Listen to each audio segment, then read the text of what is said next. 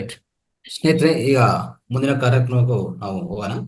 ಈಗ ಇವತ್ತು ಈಗಾಗಲೇ ನಾನು ಹೇಳಿದ್ದೀನಲ್ಲ, ಈ ಡೆಂಗು ಜ್ವರ ಹೆಚ್ಚು ಬರ್ತಾ ಇದೆ. ಈ ಡೆಂಗು ಜ್ವರಕ್ಕೆ ಸ್ವಲ್ಪ ಮನೆಯಲ್ಲಿ ಏನು ಪರಿಹಾರ ಮಾಡ್ಕೋಬಹುದು, ಯೋಗಾಸನ ಏನು ಮಾಡ್ಕೋಬಹುದು, ಈ ಯೋಗ ಚಿಕಿತ್ಸೆ ಇಲ್ಲ ಅಂದ್ರೆ ಮನೆ ಮದ್ದುಗಳ ಚಿಕಿತ್ಸೆ ಸ್ವಲ್ಪ ಹೆಲ್ಪ್ ಆಗತ್ತೆ ಅಂತ ಅನ್ಕೊಂಡು ಇವತ್ತಿನ ಮೊದಲನೇದಾಗಿ ಈಗ ನಾಗರಾಜ್ ಸರ್ ಅವ್ರನ್ನು ಇನ್ವೈಟ್ ಮಾಡ್ಕೊಳ್ಳೋಣ.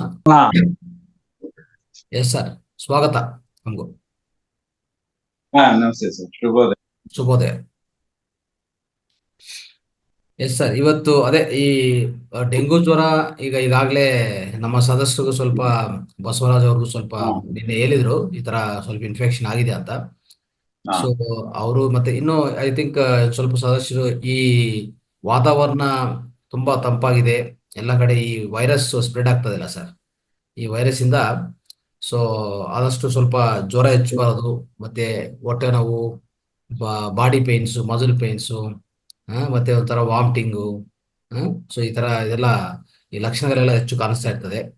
ಸೊ ಅದಕ್ಕೋಸ್ಕರ ಸ್ವಲ್ಪ ಇದಕ್ಕೂ ಪರಿಹಾರ ಏನ್ ಮಾಡ್ಕೋಬಹುದು ಮನೆಯಲ್ಲಿ ಅಂತದ್ದು ಆದಷ್ಟು ಏನ್ ಪ್ರಯತ್ನ ಮಾಡ್ಬೋದು ಅಂತ ಸ್ವಲ್ಪ ತಿಳ್ಸ್ಕೊಳ್ಬೇಕಂತ ನಿಮ್ಗೆ ವಿನಂತಿ ಸರ್. ಎಸ್ ಸರ್, ಎಲ್ರಿಗೂ ಸ್ವಾಗತ. ಮುಖ್ಯವಾಗಿ ನಾವು ಪ್ರತಿನಿತ್ಯ ನಮ್ಮ ಜೀವಿತದ ಸಂದರ್ಭದಲ್ಲಿ, ಹೊಟ್ಟೆ ಖಾಲಿದ್ದಂತ ಸಂದರ್ಭದಲ್ಲಿ ಈ ಕ್ರಿಯೆಯನ್ನ ಮಾಡ್ತಾ ಹೋದ್ರೆ ಪ್ಲೇಟ್ಲೆಟ್ಸ್ ನ ಡೆವಲಪ್ ಮಾಡ್ಕೊಳ್ಳೋದಕ್ಕೆ ತುಂಬಾ ಸಹಕಾರಿಯಾಗುತ್ತೆ. ಈ ರೀತಿ ವಜ್ರಾಸನದಲ್ಲಿ ಕೂತ್ಕೋಬಹುದು.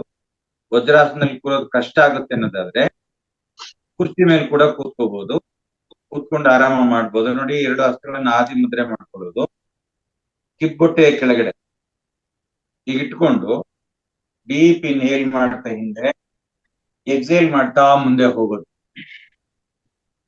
ಮತ್ತೆ ಉಸಿರು ತಗೊಳ್ತಾ ಮೇಲೆ ಹೋಗೋದು, ಉಸಿರು ಬಿಡ್ತಾ ಮುಂದೆ ಬರೋದು. ಈ ರೀತಿ ಪ್ರತಿನಿತ್ಯವೂ 21 ಬಾರಿ ಮಾಡಿದ್ದೆ ಆದ್ರೆ ಇಲ್ಲಿ ಲಿವರ್ ಇದೆಯಲ್ಲ, ಲಿವರ್ಗೆ ಯಾವಾಗ ಒತ್ತಡ ಸಿಕ್ಕತ್ತೆ, ಒತ್ತಡ ಸಿಕ್ತಿದ್ದಾಗೇನೆ ನಮಗೆ ಅದು ಆಕ್ಟಿವೇಟ್ ಆಗುತ್ತೆ. ಅದು ಎಷ್ಟೇ ನಿಷ್ಕ್ರಿಯವಾಗಿದ್ರು ಕೂಡ ಆಕ್ಟಿವೇಟ್ ಆಗುತ್ತೆ. ಬ್ಲಡ್ ಅನ್ನ, ಪ್ಲೇಟ್ಲೆಟ್ಸ್ ನ ಅದು ಡೆವಲಪ್ ಮಾಡ್ಕೊಡುತ್ತೆ. ಹಾಗೇನೆ ಈ ಉದರಂ ಸರ್ವರೋಗ ವ್ಯಾಪ್ತಿ ಅಂತ ಹೇಳ್ತಾರೆ. ಈ ಹೊಟ್ಟೆಯ ಭಾಗವನ್ನು ನಾವು ಸರಿಪಡಿಸ್ಕೊಂಡ್ರೆ ಎಲ್ಲಾ ರೋಗಗಳನ್ನು ನಾವು ದೂರಪಡಿಸ್ಕೋಬಹುದು ಅಂತ ಹೇಳಿ. ಅದಕ್ಕೆ ಈ ಕ್ರಿಯೆಯನ್ನು ಮಾಡೋದ್ರಿಂದ ಸಂಪೂರ್ಣವಾಗಿ ಇಲ್ಲಿ ಪ್ಯಾಂಕ್ರಿಯಾಸ್ ಇದೆ, ಮತ್ತೆ ಇಲ್ಲಿ ಜಠರ ಇದೆ, ಮತ್ತೆ ಇಲ್ಲಿ ಸಣ್ಣ ಕರಳು, ದೊಡ್ಡ ಕರಳು ಇದೆ, ಗಾಲ್ ಬ್ಲಾಡರ್ ಇದೆ. ಈ ಕ್ರಿಯೆಯನ್ನು ಮಾಡ್ತಾ ಹೋದ್ರೆ ಈ ಭಾಗದಲ್ಲಿರ್ತಕ್ಕಂತಹ, ಉದರ ಭಾಗದಲ್ಲಿರ್ತಕ್ಕಂಥ ಎಲ್ಲಾ ಅಂಗಗಳಿಗೂ ಕೂಡ ಸಕ್ರಿಯವಾಗ್ತವೆ, ಎಲ್ಲವೂ ಆಕ್ಟಿವೇಟ್ ಆಗ್ತವೆ. ಮತ್ತೆ ಅಲ್ಲಿರ್ತಕ್ಕಂಥ ಎಲ್ಲಾ ರೀತಿಯ ದೋಷವನ್ನ ಪರಿಹಾರ ಮಾಡ್ಕೊಳಕ್ ಸಾಧ್ಯ. ಇದನ್ನ ಮಾಡೋದ್ರಿಂದ ಇಲ್ಲಿ ಪ್ಲೇಟ್ಲೆಟ್ಸ್ ನ ಡೆವಲಪ್ ಮಾಡ್ಕೊಳ್ಳೋದ್ರ ಜೊತೆಗೆ ಪಿತ್ತಕೋಶದಲ್ಲಿ ಇತ್ತೀಚೆಗೆ ಸ್ಟೋನ್ ಫಾರ್ಮೇಶನ್ ಆಗ್ತಾ ಇದೆ, ಆ ಸಮಸ್ಯೆಯನ್ನು ಕೂಡ ದೂರ ಮಾಡ್ಕೋಬಹುದು. ಹಾಗೇನೆ ಈ ಭಾಗದಲ್ಲಿ ಪ್ಯಾಂಕ್ರಿಯಾಸ್ ಇದೆ, ಜಠರದ ಕೆಳ ಭಾಗದಲ್ಲಿ, ಹಿಂಭಾಗದಲ್ಲಿ. ಅದು ಕೂಡ ಒತ್ತಡ ಸಿಕ್ಕಿದ್ರೆ ಸಕ್ಕರೆ ಕಾಯಿಲೆಯನ್ನು ದೂರ ಮಾಡ್ಕೋಬಹುದು. ಇನ್ಸುಲಿನ್ ತಾನೇ ಸ್ವಾಭಾವಿಕವಾಗಿ ಉತ್ಪತ್ತಿ ಮಾಡ್ಕೊಳ್ಳುತ್ತೆ. ಈ ಭಾಗದಲ್ಲಿ ಇರ್ತಕ್ಕಂಥ ಎಲ್ಲ ಸಮಸ್ಯೆಯನ್ನು ದೂರ ಮಾಡ್ಬೋದು. ಆದ್ರಿಂದ ಇದು 21 ಬಾರಿ ಮಾಡ್ಬೇಕು. ಕುರ್ಚಿ ಮೇಲೆ ಕೂತ್ಕೊಂಡು ಕೂಡ ಮಾಡ್ಬೋದು. ಇದಾದ ನಂತರ ಎಡ ಹಸ್ತವನ್ನ ನಾಭಿಯ ಮೇಲಿಟ್ಟು, ಬಲ ಹಸ್ತವನ್ನ ಆ ಎಡ ಹಸ್ತದ ಮೇಲಿಟ್ಟು ದೀರ್ಘ ಶ್ವಾಸ ತಗೊಳ್ಳೋದು, ಶ್ವಾಸವನ್ನು ಹೊರ ಹಾಕ್ತಾ ಮುಂದೆ ಬಾಗೋದು, ತಲೆ ಎತ್ತೋದು. ಇಲ್ಲಿ deep inhale and deep exhale ನಡೀತಾ ಇರ್ಬೇಕು. ದೀರ್ಘ ಶ್ವಾಸ ತಗೊಳ್ಳೋದು, ದೀರ್ಘ ಶ್ವಾಸವನ್ನು ಹೊರ ಹಾಕೋದು.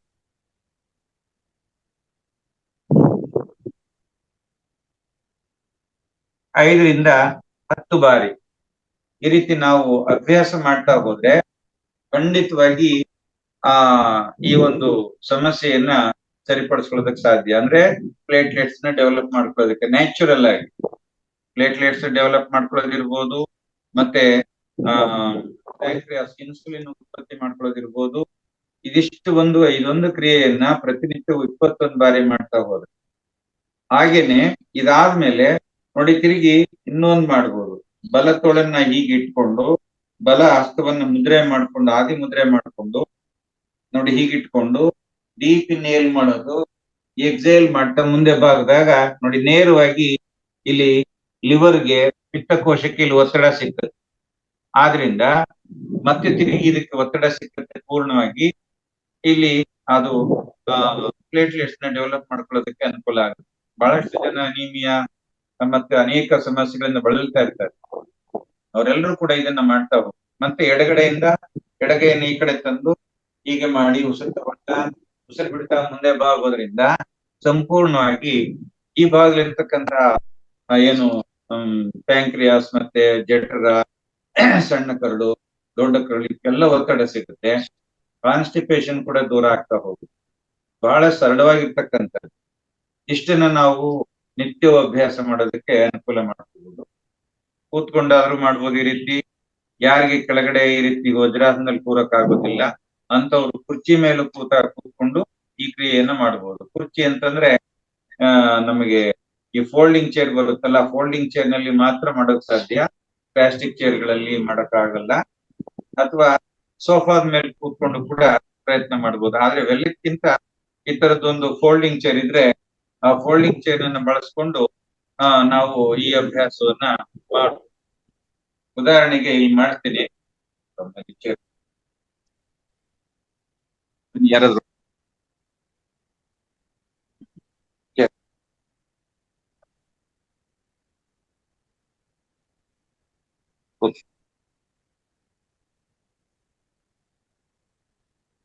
ನೋಡಿ, ಇಲ್ಲೊಬ್ರು ಕೂತ್ಕೋತಾ ಇದ್ದಾರೆ, ಕಾಲ್ ಜೋಡ್ ಮುದ್ರೆ ಮಾಡಿ.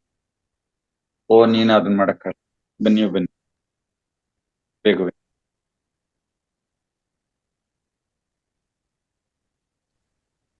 ನೋಡಿ, ಇಲ್ಲೊಬ್ರು ಮಾಡ್ತಾ ಇದ್ದಾರೆ. ಈ ರೀತಿ ಕೂತ್ಕೊಂಡು ಹಸ್ತಗಳನ್ನ ಆದಿ ಮುದ್ರೆ ಮಾಡ್ಕೊಂಡು ನೋಡಿ, ಉಸಿರನ್ನು ಹೊರ ಹಾಕ್ತಾ ಇದ್ದಾರೆ. ಹೊರ ಹಾಕ್ತಾ ಮುಂದೆ ಬಾಗ್ತಾರೆ.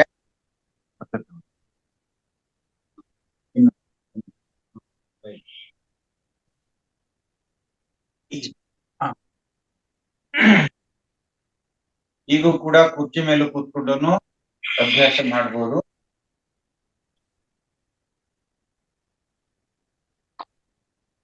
ಮತ್ತೆ ಒಂದೊಂದು ಕೈ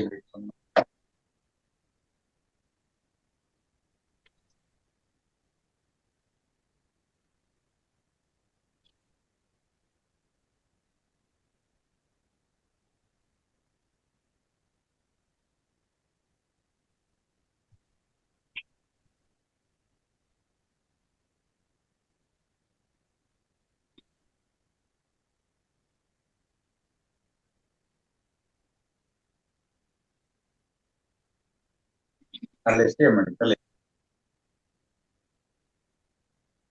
ಅಲ್ಲೇ ನಿಲ್ಸ್ಕೊಳ್ಳಿ.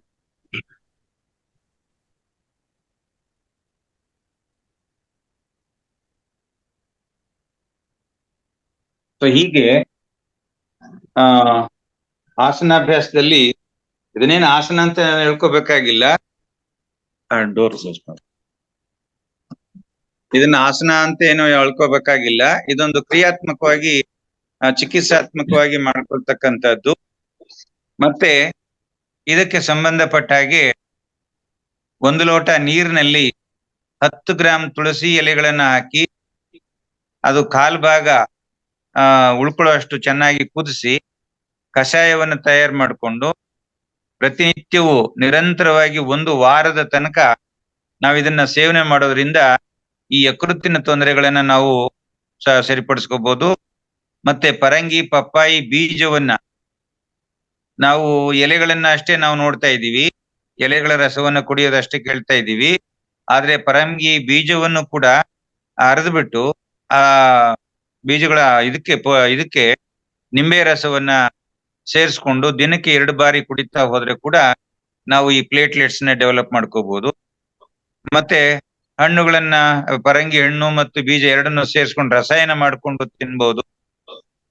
ಅಥವಾ ಜೀರಿಗೆಯನ್ನ ಹುರಿದು ಬಿಟ್ಟು ಪುಡಿ ಮಾಡಿ ಮಜ್ಜಿಗೆನಲ್ಲಿ ಸೇರಿಸ್ಕೊಂಡು ಕುಡಿದ್ರು ಕೂಡ ಈ ಸಮಸ್ಯೆಯನ್ನ ಹೋಗ್ಲಾಡಿಸ್ಕೋಬಹುದು. ಮತ್ತೆ ನಿರಂತರವಾಗಿ ನಿಂಬೆ ಪಾನಕವನ್ನ ಕುಡಿಯೋದು, ಹಾಗೆ ಕ್ಯಾರೆಟ್ ಅನ್ನ ಅಗದು ತಿನ್ನೋದು ಮತ್ತು ಕ್ಯಾರೆಟ್ ರಸವನ್ನ ಕುಡಿಯೋದು, ಇದನ್ನು ಕೂಡ ಮಾಡಬಹುದು. ಮೂಲಂಗಿಯನ್ನ ಹಸಿಯಾಗಿ ಅಥವಾ ಆಹಾರದಲ್ಲಿ ಉಪಯೋಗಿಸ್ಕೊಳ್ಳೋದು. ಮತ್ತೆ ಲೋಳೆ ರಸ ಏನು ನಾವು ಅಲೋವೆರಾ ಅಂತ ಏನ್ ಹೇಳ್ತಾ ಇದ್ದೀವಿ, ಅದನ್ನು ಕೂಡ, ಅದರ ರಸವನ್ನು ಕೂಡ ಉಪಯೋಗಿಸ್ಕೋಬಹುದು. ಮತ್ತೆ ಅರಿಶಿನವನ್ನ ಮೊಸರು ಮಜ್ಜಿಗೆಯಲ್ಲಿ ಪ್ರತಿನಿತ್ಯ ಖಾಲಿ ಹೊಟ್ಟೆನಲ್ಲಿ ಸೇರಿಸ್ಕೊಂಡು 10 ದಿನಗಳ ತನಕ ಸೇವನೆ ಮಾಡಿದ್ರು ಕೂಡ ಈ ಸಮಸ್ಯೆಯನ್ನ ಹೋಗಲಾಡಿಸ್ಕೋಬಹುದು. ಮತ್ತೆ ಆ ಬೀಟ್ರೂಟ್ ರಸವನ್ನ ಕುಡಿಯೋದು, ಬೀಟ್ರೂಟ್ ಅನ್ನ ಮಿಕ್ಸಿ ಹಾಕಿ ಪೌಡರ್ ಇದು ಪೇಸ್ಟ್ ಮಾಡ್ಕೊಂಡು ಅದರ ರಸವನ್ನ ಹಿಂಡ್ಕೊಂಡು ಅದನ್ನ ಈ ಲೋಳೆ ರಸ, ಈ ನೆಲ್ಲಿಕಾಯಿನ ರಸ ಇವ್ರ ಜೊತೆಲಿ ಸೇರಿಸ್ಕೊಂಡು ಕೂಡ ಕುಡಿಬಹುದು. ಹಾಗೆ ಆ ಪ್ರತಿದಿನ ಈ ದಂಟಿನ ಸೊಪ್ಪನ್ನ ಆಹಾರದಲ್ಲಿ ಉಪಯೋಗಿಸ್ಕೊಳ್ಳೋದು. ಮತ್ತೆ ಆ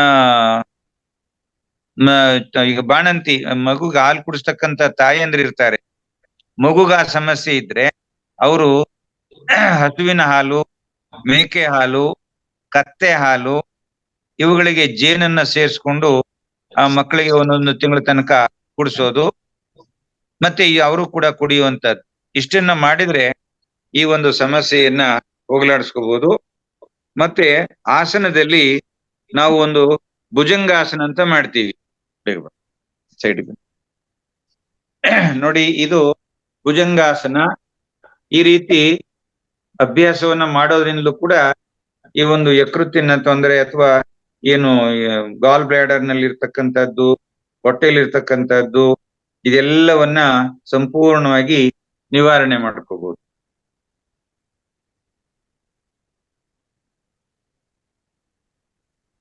ಇಷ್ಟನ್ನ ಅಭ್ಯಾಸ ಮಾಡಿದ್ದೆ ಆದ್ರೆ ಪ್ರತಿನಿತ್ಯ ಈ ಒಂದು ಸಮಸ್ಯೆಯನ್ನ ಸರಿಪಡಿಸ್ಕೋಬಹುದು sir. Right sir, thank you sir, thank you. Okay sir, okay. ಯಾರಿಗಾದ್ರೂ ಇದ್ರ ಬಗ್ಗೆ ಏನಾದ್ರು ಅರ್ಥ ಆಗ್ಲಿಲ್ವಾ, ಏನಾದ್ರು ಇನ್ನೇನಾದ್ರು ಕೇಳೋದಿದ್ರೆ ಕೇಳ್ಬೋದು. ಎಸ್ ಸ್ನೇಹಿತರೆ, ಈಗ ನಿಮ್ಗೆ ಏನಾದ್ರು ಪ್ರಶ್ನೆಗಳಿದೆ ಇದ್ರ ಬಗ್ಗೆ ದಯವಿಟ್ಟು ಹ್ಯಾಂಡ್ ರೈಸ್ ಮಾಡಿ, ನಾವು ಕ್ಲಾರಿಫಿಕೇಶನ್ ತಗೊಳ್ಳೋಣ. ಏನೇ ಸಂಶಯಗಳಿದೆ ದಯವಿಟ್ಟು ಹ್ಯಾಂಡ್ ರೈಸ್ ಮಾಡಿ. ಈಗ ಸ್ನೇಹಿತರೆ, ಇಷ್ಟವರೆಗೂ ಸಾರ್ ಹೇಳಿದ್ರಲ್ಲ, ಇದೆಲ್ಲ ಪಾಲನೆ ಮಾಡಿ ಈ ಮನೆಯಲ್ಲೇ ಮಾಡ್ಕೊಳ್ಳುವಂಥ ವಿಷಯಗಳಿವೆಲ್ಲ. ಸೊ ಮತ್ತೆ ಇನ್ನೊಂದು ಗಮನಿಸಬೇಕಾಗಿರೋದೇನೆಂದ್ರೆ, ಆಕ್ಯುಪ್ರೆಷರಲ್ಲಿ ಈ 37ನೇ ಪಾಯಿಂಟ್ ಇದೆ ನೋಡಿ, ಸ್ಪ್ಲೀನ್ ಪಾಯಿಂಟ್. ಸ್ಪ್ಲೀನ್ ಅನ್ನೋದೇನೆಂದ್ರೆ ಪ್ರಧಾನವಾಗಿ ನಮ್ಮ ದೇಹದಲ್ಲಿ ರಕ್ತ ನಿರ್ವಹಣೆ ಮಾಡೋದು, ಸರಿಯಾದ ರೀತಿಯಲ್ಲಿ ರಕ್ತ ನಿರ್ವಹಣೆ ಮಾಡೋದು, RBCsನು ರೆಡ್ ಬ್ಲಡ್ ಸೆಲ್ಸ್ನು ಸರಿಯಾದ ನಿರ್ವಹಣೆ ಮಾಡೋದು, ನಿಯಂತ್ರಣ ಮಾಡೋದು ಸ್ಪ್ಲೀನ್. ಈ ಅವಯವ ಸ್ಪ್ಲೀನ್ ಅಂತ ಇದೆಯಲ್ಲ, ಅದು ಈ ಅವಯವನ್ನು ನೀವೇನ್ ಮಾಡಬೇಕು, ಆಕ್ಟಿವೇಟ್ ಮಾಡ್ಕೋಬೇಕು. ಅಂದ್ರೆ 37 ಪಾಯಿಂಟ್ ಇದೆ ನೋಡಿ, ಈ ತರ ಇಲ್ಲಿ ಇರ್ತದೆ. ಈ ತರ ಏದೈనా ಕ್ಲಿಪ್ ಇದ್ರೆ ಕ್ಲಿಪ್ ಹಾಕಿ ಬಿಟ್ಬಿಡಿ. ಅದೇ ನಿಮ್ ಕೈಯಲ್ಲಿ ಒತ್ತಗಾಗಿಲ್ಲ ಅಂದ್ರೆ ಈ ತರ ಕ್ಲಿಪ್ ಹಾಕಿ, ಈ ತರ ಕ್ಲಿಪ್ ಬಿಟ್ಬಿಡಿ. ಓಕೆ, ಇದು ಇಲ್ಲ ನೀವು ಒತ್ಕೊಳ್ಳೋಕೆ ಸಾಧ್ಯವಾದ್ರೆ ನಿಮ್ಮ ಚಿತ್ರದಲ್ಲಿ, ಅಂದ್ರೆ ನಿಮ್ಗೆ ಈಗಾಗಲೇ ಮ್ಯಾಪ್ ಕೊಟ್ಟಿದ್ವಲ್ಲ, 2 ಕೈಗಳ 2 ಪಾದಗಳ ಅಲ್ಲಿ ಗುಲ್ಮ ಅಂತ ಇರ್ತದೆ, ಅದೇ ಸ್ಪ್ಲೀನ್. ಆ ಪಾಯಿಂಟ್ ಅನ್ನು ಈ ತರ ಪ್ರೆಸ್ ಮಾಡ್ಕೊಳ್ಳೋದು, ರಿಲೀಸ್ ಮಾಡೋದು, ಪ್ರೆಸ್ ಮಾಡೋದು. ಸೊ ಆದಷ್ಟು ಈ ಭಾಗದಲ್ಲಿ ಇರ್ತದೆ. ಓಕೆ, ಚಿತ್ರ ನೋಡ್ಕೊಳ್ಳಿ ಮತ್ತೊಂದು ಸರಿ. ಆ ಪಾಯಿಂಟ್ ಸರಿಯಾದ ರೀತಿಯಲ್ಲಿ ಪ್ರತಿ ದಿವಸ ಪ್ರೆಸ್ ಮಾಡ್ತಾ ಹೋದ್ರೆ, ಅಂದ್ರೆ ಈ ಪ್ರಧಾನವಾಗಿ ಈ ಡೆಂಗು ಬಂದಿರೋರಿಗೆ ಪ್ರಾಬ್ಲಮ್ ಅಂದ್ರೆ ಅಲ್ಲಿ RBCs ಕಡಿಮೆ ಆಗ್ತಾ ಹೋಗ್ತದೆ, ರೆಡ್ ಬ್ಲಡ್ ಸೆಲ್ ಕಡಿಮೆ ಆಗ್ತಾ ಹೋಗ್ತದೆ, ಪ್ಲೇಟ್ಲೆಟ್ ಅಂತ ಇರ್ತೀವಲ್ಲ ಅದು ಕಡಿಮೆ ಆಗ್ತಾ ಹೋಗ್ತದೆ. ಅವಾಗ ತೊಂದರೆ ಅನುಭವಿಸ್ತಾರೆ, ರಕ್ತ ಪೂರ್ತಿ ಕಡಿಮೆ ಆಗ್ತದೆ, ಮತ್ತೆ ರಕ್ತ ಆಚೆ ಕಡೆಯಿಂದ ಕಳಿಸ್ಬೇಕಾಗತ್ತೆ. ಇದೆಲ್ಲ ನೋಡ್ತಾ ಇರ್ತೀವಿ, ಇದೆಲ್ಲ ಕೇಳ್ತಾ ಇರ್ತೀವಿ ನಾವು. ಖಂಡಿತವಾಗಿ ನೀವು ಈ ಪಾಯಿಂಟ್ ಅನ್ನು ಆಕ್ಟಿವೇಟ್ ಮಾಡ್ಕೊಳ್ತಾ ಇರಿ, ಬೆಳಗ್ಗೆ ಮಧ್ಯಾಹ್ನ ಸಾಯಂಕಾಲ.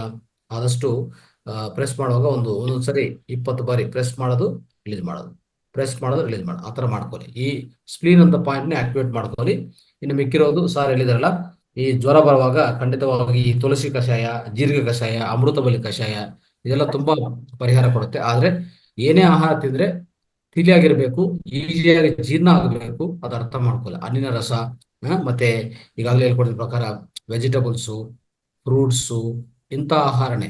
ಅಂದ್ರೆ ಒಂಥರ ಹೇಳ್ಬೇಕಂದ್ರೆ ಈ ಆಹಾರ ಹೆಂಗಿರ್ಬೇಕು, ಎಳ್ನೀರ್ ಆಗ್ಬೋದು, ಅದು ಒಳ್ಳೆದೆ. ಇದು ತಿಳಿಯಾದಿರ್ಬೇಕು, ಮೃದುವಾಗಿರ್ಬೇಕು, ಯಾವುದೇ ರೀತಿಯಲ್ಲಿ ಕಷ್ಟ ಇರಬಾರ್ದು, ಜೀರ್ಣಾಶಯ ಕಷ್ಟ ಇರಬಾರ್ದು. ಓಕೆ, ಇನ್ನೊಂದು ಈ ಡೆಂಗು ಬಂದ್ರೆ ಏನ್ ಮಾಡುತ್ತೆ, ಅದು ಲಿಂಫ್ ನೋಡ್ಸ್ನ ಎಫೆಕ್ಟ್ ಮಾಡುತ್ತೆ. ಲಿಂಫ್ ನೋಡ್ಸ್ ಅಂದ್ರೆ ನಮ್ಮ ದೇಹದಲ್ಲಿ ದೇಹ ನಿರೋಧಕ ಶಕ್ತಿ, ವ್ಯಾಧಿ ನಿರೋಧಕ ಶಕ್ತಿ, ಪ್ರತಿರಕ್ಷಾ ವ್ಯವಸ್ಥೆ ಏನಿದೆಯೋ ಅದನ್ನು ಉಂಟು ಮಾಡುತ್ತೆ. ಆ ಲಿಂಫ್ ನೋಡ್ಸ್ ಅನ್ನು ಎಫೆಕ್ಟ್ ಪ್ರಭಾವ ಮಾಡುತ್ತೆ. ಅವಾಗ ಏನಾಗುತ್ತೆ, ಲಿಂಫ್ ನೋಡ್ಸ್ ಕಡಿಮೆ ಆಗ್ತಾ ಹೋಗ್ತದೆ.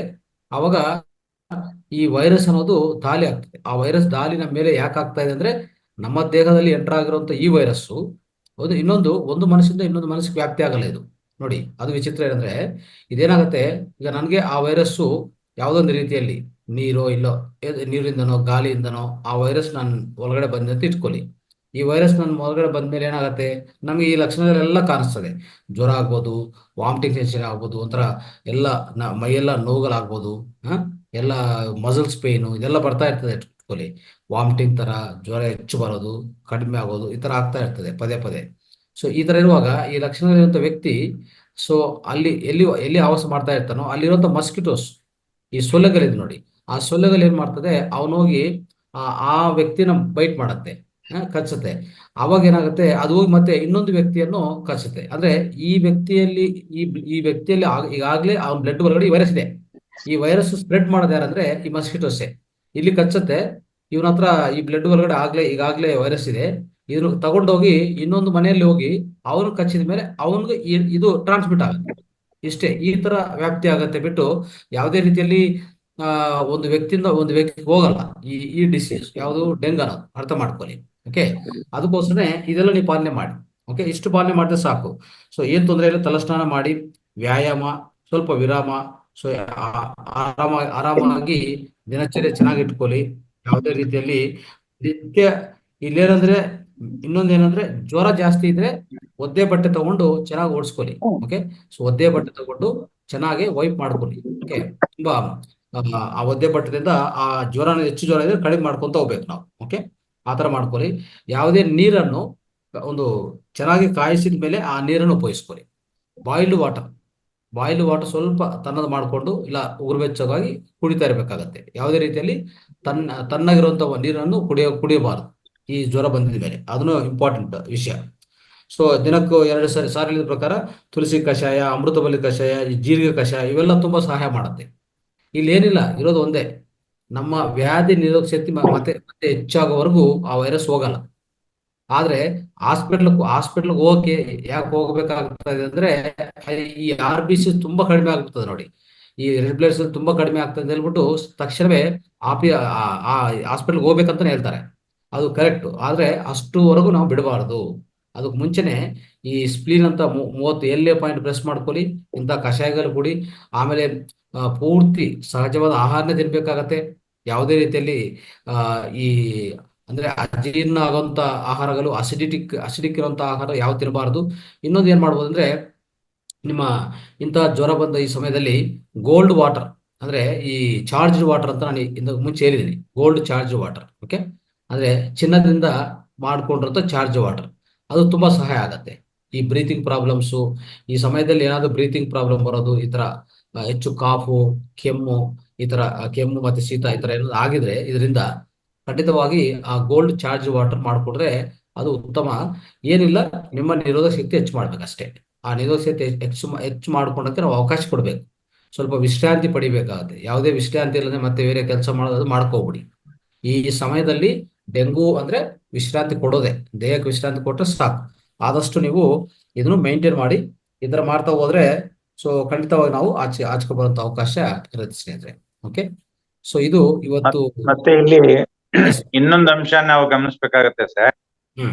ಬಹಳಷ್ಟು ಜನ ಏನ್ ಮಾಡ್ತಾರೆ, ನೀರನ್ನ ಬಿಸಿ ಮಾಡ್ಬಿಡ್ತಾರೆ, ಅದನ್ನ ಪೂರ್ಣ ಕುದಿಸೋದಿಲ್ಲ. ಮತ್ತೆ ಬಿಸಿ ಕುದಿಸಿದ ನೀರಿಗೆ ತಣ್ಣೀರನ್ನ ಮಿಕ್ಸ್ ಮಾಡ್ಕೊಂಡು ಕುಡಿಯೋದು, ಇದಂತೂ ತುಂಬಾ ದುರಂತ. ಯಾಕೆ ಅಂತ ಹೇಳಿದ್ರೆ, ತಣ್ಣೀರಿನಲ್ಲಿ ಇರ್ತಕ್ಕಂತಹ ಬ್ಯಾಕ್ಟೀರಿಯಾಗಳು ಬಿಸಿನೀರಿನ ಯಾವಾಗ ಸಂಪರ್ಕ ಸಿಗುತ್ತೆ ಆಕ್ಟಿವೇಟ್ ಆಗ್ಬಿಡುತ್ತೆ. ನಾಳೆ ಬರ್ಬೇಕಾಗಿದ್ದ ಕಾಯಿಲೆ ಇವತ್ತೇ ಬರುತ್ತೆ. ಆದ್ರಿಂದ ಬಿಸಿ ನೀರಿಗೆ ತಣ್ಣೀರನ್ನ ಬೆರೆಸ್ಕೊಂಡು ಕುಡಿಯೋ ಅಭ್ಯಾಸವನ್ನ ಮೊದಲು ತಪ್ಪಿಸ್ಬೇಕು. ಮತ್ತೆ ನೀರನ್ನ ಚೆನ್ನಾಗಿ 100 ಡಿಗ್ರಿ ಸೆಂಟಿಗ್ರೇಡ್ ನಲ್ಲಿ ಕುದಿಸ್ಲೇಬೇಕು. ಆ ರೀತಿ ಕುದಿಸುವಂತದ್ದು. ಮತ್ತು ಡೆಂಗ್ಯೂ ಜ್ವರ ಬಂದಂತವ್ರು ಯಥೇಚ್ಛವಾಗಿ ನೀರನ್ನ ಕುಡಿತಾ ಹೋಗ್ಬೇಕು, ಕಾಯಿಸಿ ಆರಿಸಿದ ನೀರನ್ನ. ಬಿಸಿ ನೀರು ಕುಡಿದ್ರು ಪರವಾಗಿಲ್ಲ, ಅಥವಾ ಕಾಯಿಸಿ ಆರಿಸಿದ ನೀರನ್ನ ಕುಡಿದ್ರು ಪರವಾಗಿಲ್ಲ. ಮತ್ತೆ ಯಥೇಚ್ಛವಾಗಿ ಈ ಬೀಟ್ರೂಟ್ ಜ್ಯೂಸು, ಮತ್ತೆ ಕ್ಯಾರೆಟ್ ಜ್ಯೂಸು, ಮತ್ತೆ ಪರಂಗಿ ಎಲೆಯದು, ಇವುಗಳನ್ನ ಎಷ್ಟು ಸಾಧ್ಯವಷ್ಟು ಮೇಲಿಂದ ಮೇಲೆ ಕುಡಿತಾ ಹೋಗ್ಬೇಕು. ಬೀಟ್ರೂಟ್ ಜ್ಯೂಸ್ನ ನಾವು ಎಷ್ಟು ಕುಡಿತಾ ಹೋಗ್ತೀವಿ, ನಮಗೆ ರಕ್ತಹೀನತೆ ಎಷ್ಟು ಇದಾಗ್ತಾ ಇದ್ರು ಕೂಡ ಆಗ್ತಾ ಇದ್ರು ದೇಹದ ಒಳಗಡೆ ಅದನ್ನ ಮತ್ತೆ ಇದು ರೀಪ್ಲೇಸ್ ಮಾಡ್ತಾ ಹೋಗುತ್ತೆ. ಆದ್ರಿಂದ ಬೀಟ್ರೂಟ್ ಜ್ಯೂಸನ್ನ ಯಥೇಚ್ಛವಾಗಿ ಕೊಡುವಂತದ್ದು. ಪಪ್ಪಾಯಿ ಎಲೆಯ ಅದಕ್ಕೆ ನಿಜಕ್ಕೂ ಅದು ಹೇಳ್ಬೇಕು ಅಂತ ಅನ್ನೋದು ರೀತಿ ಅಮೃತಕ್ಕೆ ಸಮಾನವಾಗಿ ಹೋಗಿದೆ ಈಗ. ಏನಂದ್ರೆ ಪಪ್ಪಾಯಿ ಎಲೆಯಲ್ಲಿ ಬರ್ತಕ್ಕಂತ ರಸ ಇದೆಯಲ್ಲ, ಅದು ತುಂಬಾ ಉಷ್ಣಕಾರಕ. ಅದನ್ನ ಸರಿಯಾದ ರೀತಿನಲ್ಲಿ ಕುಡಿಬೇಕು.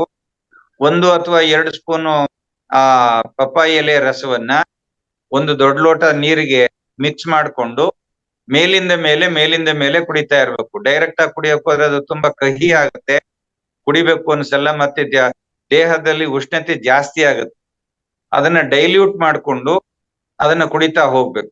ಆ ರೀತಿ ಮಾಡಿದ್ದೆ ಆದ್ರೆ ಖಂಡಿತವಾಗಿ ಈ ಎಲ್ಲಾ ಸಮಸ್ಯೆಗಳಿಂದ ಸ್ವಲ್ಪ ದೂರ ಇರ್ಬೋದು. ಮತ್ತೆ ಮುಖ್ಯವಾಗಿ ನಾವು ಏನ್ ಮಾಡ್ಬೇಕು ಅಂದ್ರೆ prevention is better then cure ಅಂತ ಹೇಳ್ತಾರೆ. ಹಾಗೆ ಈ ಅವು ಸೊಳ್ಳೆಗಳು ಕಚ್ಚೋದು ಈ ಮಂಡಿಯಿಂದ ಕೆಳಗಡೆಗೆ ಮತ್ತು ಮೊಣಕೈಯಿಂದ ಕೆಳಗಡೆಗೆ, ಯಾಕಂದ್ರೆ ಓಪನ್ ಆಗಿರ್ತವೆ ಈ ಭಾಗಗಳು. ಅಷ್ಟಕ್ಕೆ ಕೊಬ್ಬರಿ ಎಣ್ಣೆಯನ್ನ ಹಚ್ಕೊಳ್ಳೋದು. ಕೊಬ್ಬರಿ ಎಣ್ಣೆಯನ್ನ ಹಚ್ಕೊಂಡು ಸ್ವಲ್ಪ ನಾವು ಮೇಂಟೈನ್ ಮಾಡಿದ್ರೆ ಅವು ಬಂದು ಅಲ್ಲಿ ಕಚ್ಚೋದಕ್ಕೆ ಅವಕಾಶ ಆಗೋದಿಲ್ಲ. ಆ ಕೊಬ್ಬರಿ ಎಣ್ಣೆಯ ಸ್ಮೆಲ್ ಬೀಳ್ತಿದ್ದಾಗೆ ನಾವು ದೂರ ಹೊರಟೋಗ್ಬಿಡ್ತೇವೆ. ಆದ್ರಿಂದ ಸಾಧ್ಯವಾದಷ್ಟು ಮನೆ ಒಳಗಡೆ ಎಲ್ಲೂ ನೀರು ನಿಲ್ಲದಂತೆ ಈ ಎಳ್ನೀರ್ ಕುಡ್ದಂತದ್ದ ಅದನ್ನ ಅಲ್ಲೇ ಮುಂದ್ಗಡೆ ಬೀಸಾಕೋದು. ಅಲ್ಲಿ ಮಳೆ ಬಿದ್ದು ನೀರು ನಿಂತ್ಕೊಳುತ್ತೆ, ಅಲ್ಲಿ ಸೊಳ್ಳೆಗಳ ಸಂಗ್ರಹ ಆಗ್ತವೆ. ಮತ್ತೆ ಮನೆ ಮುಂದ್ಗಡೆ ಚರಂಡಿ ಇರುತ್ತೆ, ಕಾರ್ಪೊರೇಷನ್ ಅವರ ಮುನ್ಸಿಪಾಲಿಟಿ ಅವರ ಬಂದು ಕ್ಲೀನ್ ಮಾಡ್ಲಿ ಅಂತ ಹೇಳಿ ಅದನ್ನ ಹಾಗೆ ಬಿಟ್ಕೊಳ್ಳೋದು. ಇದನ್ನೆಲ್ಲ ನಾನು ಎಲ್ಲೋ ಒಂದ್ ಕಡೆ ಹೋಗಿದ್ದೆ, ಆ ಮನೆ ಮುಂಭಾಗದಲ್ಲಿ ಮೋರಿನಲ್ಲಿ ನೀರು ನಿಂತಿದೆ. ಆ ಮನೆಯಲ್ಲಿ ಡೆಂಗ್ಯೂ ಜ್ವರ ಅಟ್ಯಾಕ್ ಆಗಿದೆ. ಮನೆ ಮುಂದ್ಗಡೆ ನೀರು ಆ ಮೋರಿನಲ್ಲಿ ನಿಂತಿದೆ, ಆ ನೀರು ಕೊಳೆತ್ಬಿಟ್ಟಿದೆ. ಅಲ್ಲೆಲ್ಲ ಸಾಕಷ್ಟು ಸೊಳ್ಳೆಗಳೆಲ್ಲ ಭರ್ತಿಯಾಗಿವೆ. ಏನಪ್ಪಾ ಇದನ್ನ ಕ್ಲೀನ್ ಮಾಡ್ಕೋಬಾರ್ದ ಅಂತಂದಾಗ ನಾವೆಂಗ್ ಮಾಡೋದು ಸರ್, ಮುನ್ಸಿಪಾಲಿಟಿ ಅವ್ರು ಬರ್ಬೇಕು, ನನ್ ಮನೆ ಬಾಗಿಲನ್ನ ಕ್ಲೀನ್ ಮಾಡ್ಕೊಡಕ್ಕೆ ಮುನ್ಸಿಪಾಲಿಟಿ ಅವ್ರು ಬರ್ಬೇಕೆ? ನನ್ನ ಪ್ರಯತ್ನ ಏನಾದ್ರು ಆಗ್ಬೇಕಲ್ಲ, ಯಾಕಂದ್ರೆ ಆರೋಗ್ಯ ಬೇಕಾಗಿರೋದು ನನಗೆ, ಮುನ್ಸಿಪಾಲಿಟಿ ಅವನ್ಗಲ್ಲ. ಅವ್ನ್ ಚೆನ್ನಾಗಿರ್ತಾನೆ. ಹೀಗೆ ನನ್ನ ಹೊಣೆಗಾರಿಕೆ ಏನು ಅಂತಕ್ಕಂಥದ್ದನ್ನ ನಾನು ಅರ್ತ್ಕೋಬೇಕು. ಅರ್ತ್ಕೊಂಡು ನನ್ನಲ್ಲಿ ಏನಾದ್ರು ಒಂದಿಷ್ಟು ಪರಿವರ್ತನೆಯನ್ನ ಮಾಡ್ಕೊಳ್ಳೋದಕ್ಕೆ ಪ್ರಯತ್ನ ಮಾಡ್ಬೇಕು. ನನ್ನ ಮನೆಯ ವಾತಾವರಣವನ್ನ ಸ್ವಚ್ಛವಾಗಿ ಇಟ್ಕೊಳ್ಳೋದಕ್ಕೆ ಟ್ರೈ ಮಾಡ್ಬೇಕು. ನಾವು ಮನೆ ಒಳಗಡೆ ಆಗ್ಲಿ ಹೊರಗಡೆ ಆಗ್ಲಿ ಎಲ್ಲೂ ನೀರು ನಿಲ್ಲದಂತೆ ನೋಡ್ಕೋಬೇಕು. ಕೊಬ್ಬರಿ ಎಣ್ಣೆಯನ್ನ ಈ ಕೈಗಳಿಗೆ ಮತ್ತು ಕಾಲ್ಗಳಿಗೆ ಸ್ವಲ್ಪ ಹಚ್ಕೊಂಡು ಮನೆಯಲ್ಲಿ ವಾಸ ಮಾಡ್ತಕ್ಕಂಥವ್ರು ಮೇಂಟೈನ್ ಮಾಡಿದ್ದೆ ಆದ್ರೆ ಖಂಡಿತವಾಗಿ ಡೆಂಗ್ಯೂ ಜ್ವರವನ್ನ ಬರದಂತೆ ನಾವು ತಡೆಗಟ್ಕೋಬಹುದಿದೆ sir. Right sir, thank you so much sir, thank you. ಈ Okay. ಅದ್ಭುತವಾದ ಪರಿಹಾರಗಳು ಸ್ನೇಹಿತರೆ. ಸೊ ನೀವೆಲ್ಲರೂ ದಯವಿಟ್ಟು ಪಾಲನೆ ಮಾಡಿ ಇವೆಲ್ಲ. ಯಾಕಂದ್ರೆ ಹೇಳ್ತಾ ಇದ್ವಿ, ಈ ಇತ್ತೀಚಿನ ಕಾಲದಲ್ಲಿ ಪ್ರತಿಯೊಬ್ಬರು ಈಗ ಒಂದು ಸೀಸನ್ ಇದು, ಈ ಪರ್ಟಿಕ್ಯುಲರ್ ವೈರಸ್, ಈ ಪ್ರತ್ಯೇಕ ಈ ವೈರಸ್ ಅನ್ನೋದು ಈ ನೀರಿಂದ ಮತ್ತೆ ಗಾಳಿಯಿಂದ ಸೋಂಕಾಗತ್ತೆ. ಆಗಿದ ಮೇಲೆ ಒಬ್ಬರಿಂದ ಒಂದು ಮನುಷ್ಯದಿಂದ ಇನ್ನೊಂದು ಮನುಷ್ಯಕ್ಕೆ ಹೋಗೋದು ಮಸ್ಕಿಟೋಸ್ ಇಂದ. ಸಾರ್ ಹೇಳಿದ್ರಲ್ಲ, ಅಂತ ಸಂರಕ್ಷಣೆ ಮತ್ತೆ ಅಂತ ಶುದ್ಧತೆ ಮತ್ತೆ ಶುಭ್ರತೆ ಪರಿಶುಭ್ರತೆ ನಾವು ಪಾಲನೆ ಮಾಡಿದ್ರೆ ಖಂಡಿತವಾಗಿ ಈ ವ್ಯಾಧಿಯನ್ನು ತಡೆಗಟ್ಟು ಮಾಡಬಹುದು. Prevention is better than cure. ತಡೆಗಟ್ಟು ಮಾಡೋದು ಚಿಕಿತ್ಸೆಗಿಂತ ಉತ್ತಮ, ಅತ್ಯುತ್ತಮ. ಅದು ಅರ್ಥ ಮಾಡ್ಕೊಳ್ಳಿ. ಸೊ ಸ್ನೇಹಿತರೆ, ಈ ತರ ನಾವು ಇದು ಪಾಲನೆ ಮಾಡ್ತಾ ಯಾವ್ದಾದ್ರು ಪ್ರಶ್ನೆಗಳಿದೆ ಕೇಳಿ. ಯಾವ್ದಾದ್ರೆ ಈಗ ಈ ಸಂಬಂಧಿತ ಪ್ರಶ್ನೆಗಳಿದೆ ದಯವಿಟ್ಟು ಕೈ ಎತ್ತಿ. ಲಕ್ಷ್ಮೀದೇವಮ್ಮ ಮಾತಾಡಿ.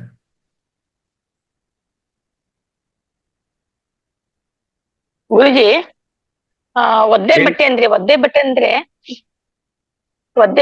ತಣ್ಣೀರ್ ಬಟ್ಟೆ ಹಾಕೋದು, ಅದು ಬಿಸಿನೀರ್ ಒದ್ದೆ ಮಾಡಿ ಹಾಕೋದು ಬಟ್ಟೆ ಜ್ವರಕ್ಕೆ? ಒದ್ದೆ ಬಟ್ಟೆ ಅಂತ ಹೇಳಿದ್ರೆ ನೀವು ಅದು ತಣ್ಣೀರ್ ಬಟ್ಟೆ ಬಿಸಿನೀರ್ ಹಾಕ್ಬಾರ್ದು.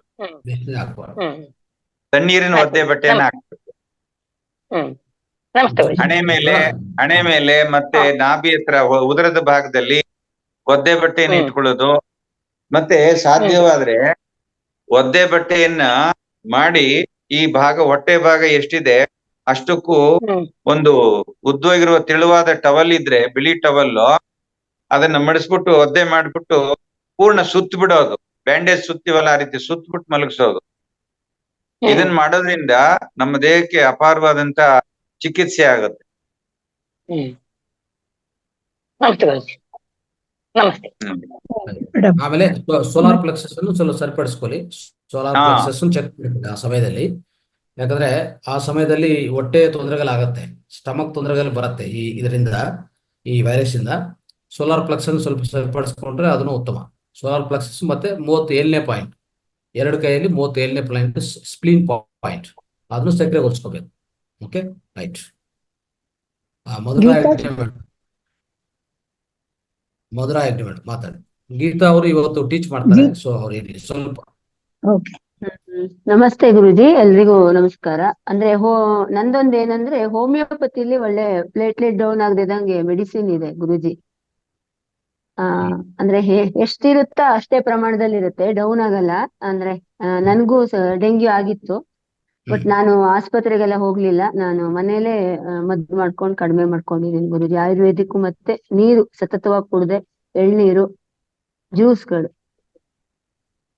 ಅದರಿಂದಾನೇ ಫುಲ್ ಡೌನ್ ಆಯ್ತು. ಆಮೇಲೆ ಹೋಮಿಯೋಪತಿ ಡಾಕ್ಟರ್ ಹತ್ರ ಒಂದು ಮೆಡಿಸಿನ್ ತಗೊಂಡಿದ್ದೆ. ಓಕೆ, ಅಂದ್ರೆ ಎಷ್ಟು ಬಂದಿತ್ತಮ್ಮ? ಪ್ಲಾಟ್ಲೆಟ್ ಎಷ್ಟಾಗಿತ್ತು? Platelet count? ನಾ ಬ್ಲಡ್ ಟೆಸ್ಟ್ ಮಾಡ್ಸೇ ಇಲ್ಲ ಗುರುಜಿ, ಆಸ್ಪತ್ರೆ ಹೋಗಿಲ್ಲ ಹೆದರ್ಕೊಂಡು. ಅಡ್ಮಿಟ್ ಮಾಡ್ಬಿಟ್ರೆ ಅಂತ. ಅದಕ್ಕೆ ಮನೇಲೆ ಕ್ಯೂರ್ ಮಾಡ್ಕೊಂಡೆ. ಅಂದ್ರೆ ಬಿಸಿ ನೀರು ಕುಡಿತಾ ಇದ್ದೆ ಯಥೇಚ್ಛವಾಗಿ, ಆಮೇಲೆ ಎಳ್ನೀರು, ಆಮೇಲೆ ಜ್ಯೂಸ್ಗಳು ಮತ್ತೆ ಗಂಜಿ ನಾನು ಹೆಚ್ಚಾಗಿ ಅಂದ್ರೆ ಲಿಕ್ವಿಡ್ ತರದೇ ತಗೊಂಡೆ. ದ್ರವಾಹಾರ, ಹಾ, ದ್ರವಾಹಾರ, ಲಿಕ್ವಿಡ್ ಫುಡ್. ಹೌದು. ಹಾ, ಲಿಕ್ವಿಡ್ ಫುಡ್. ಜ್ವರ ಹೆಚ್ಚಾಗಿತ್ತಾ?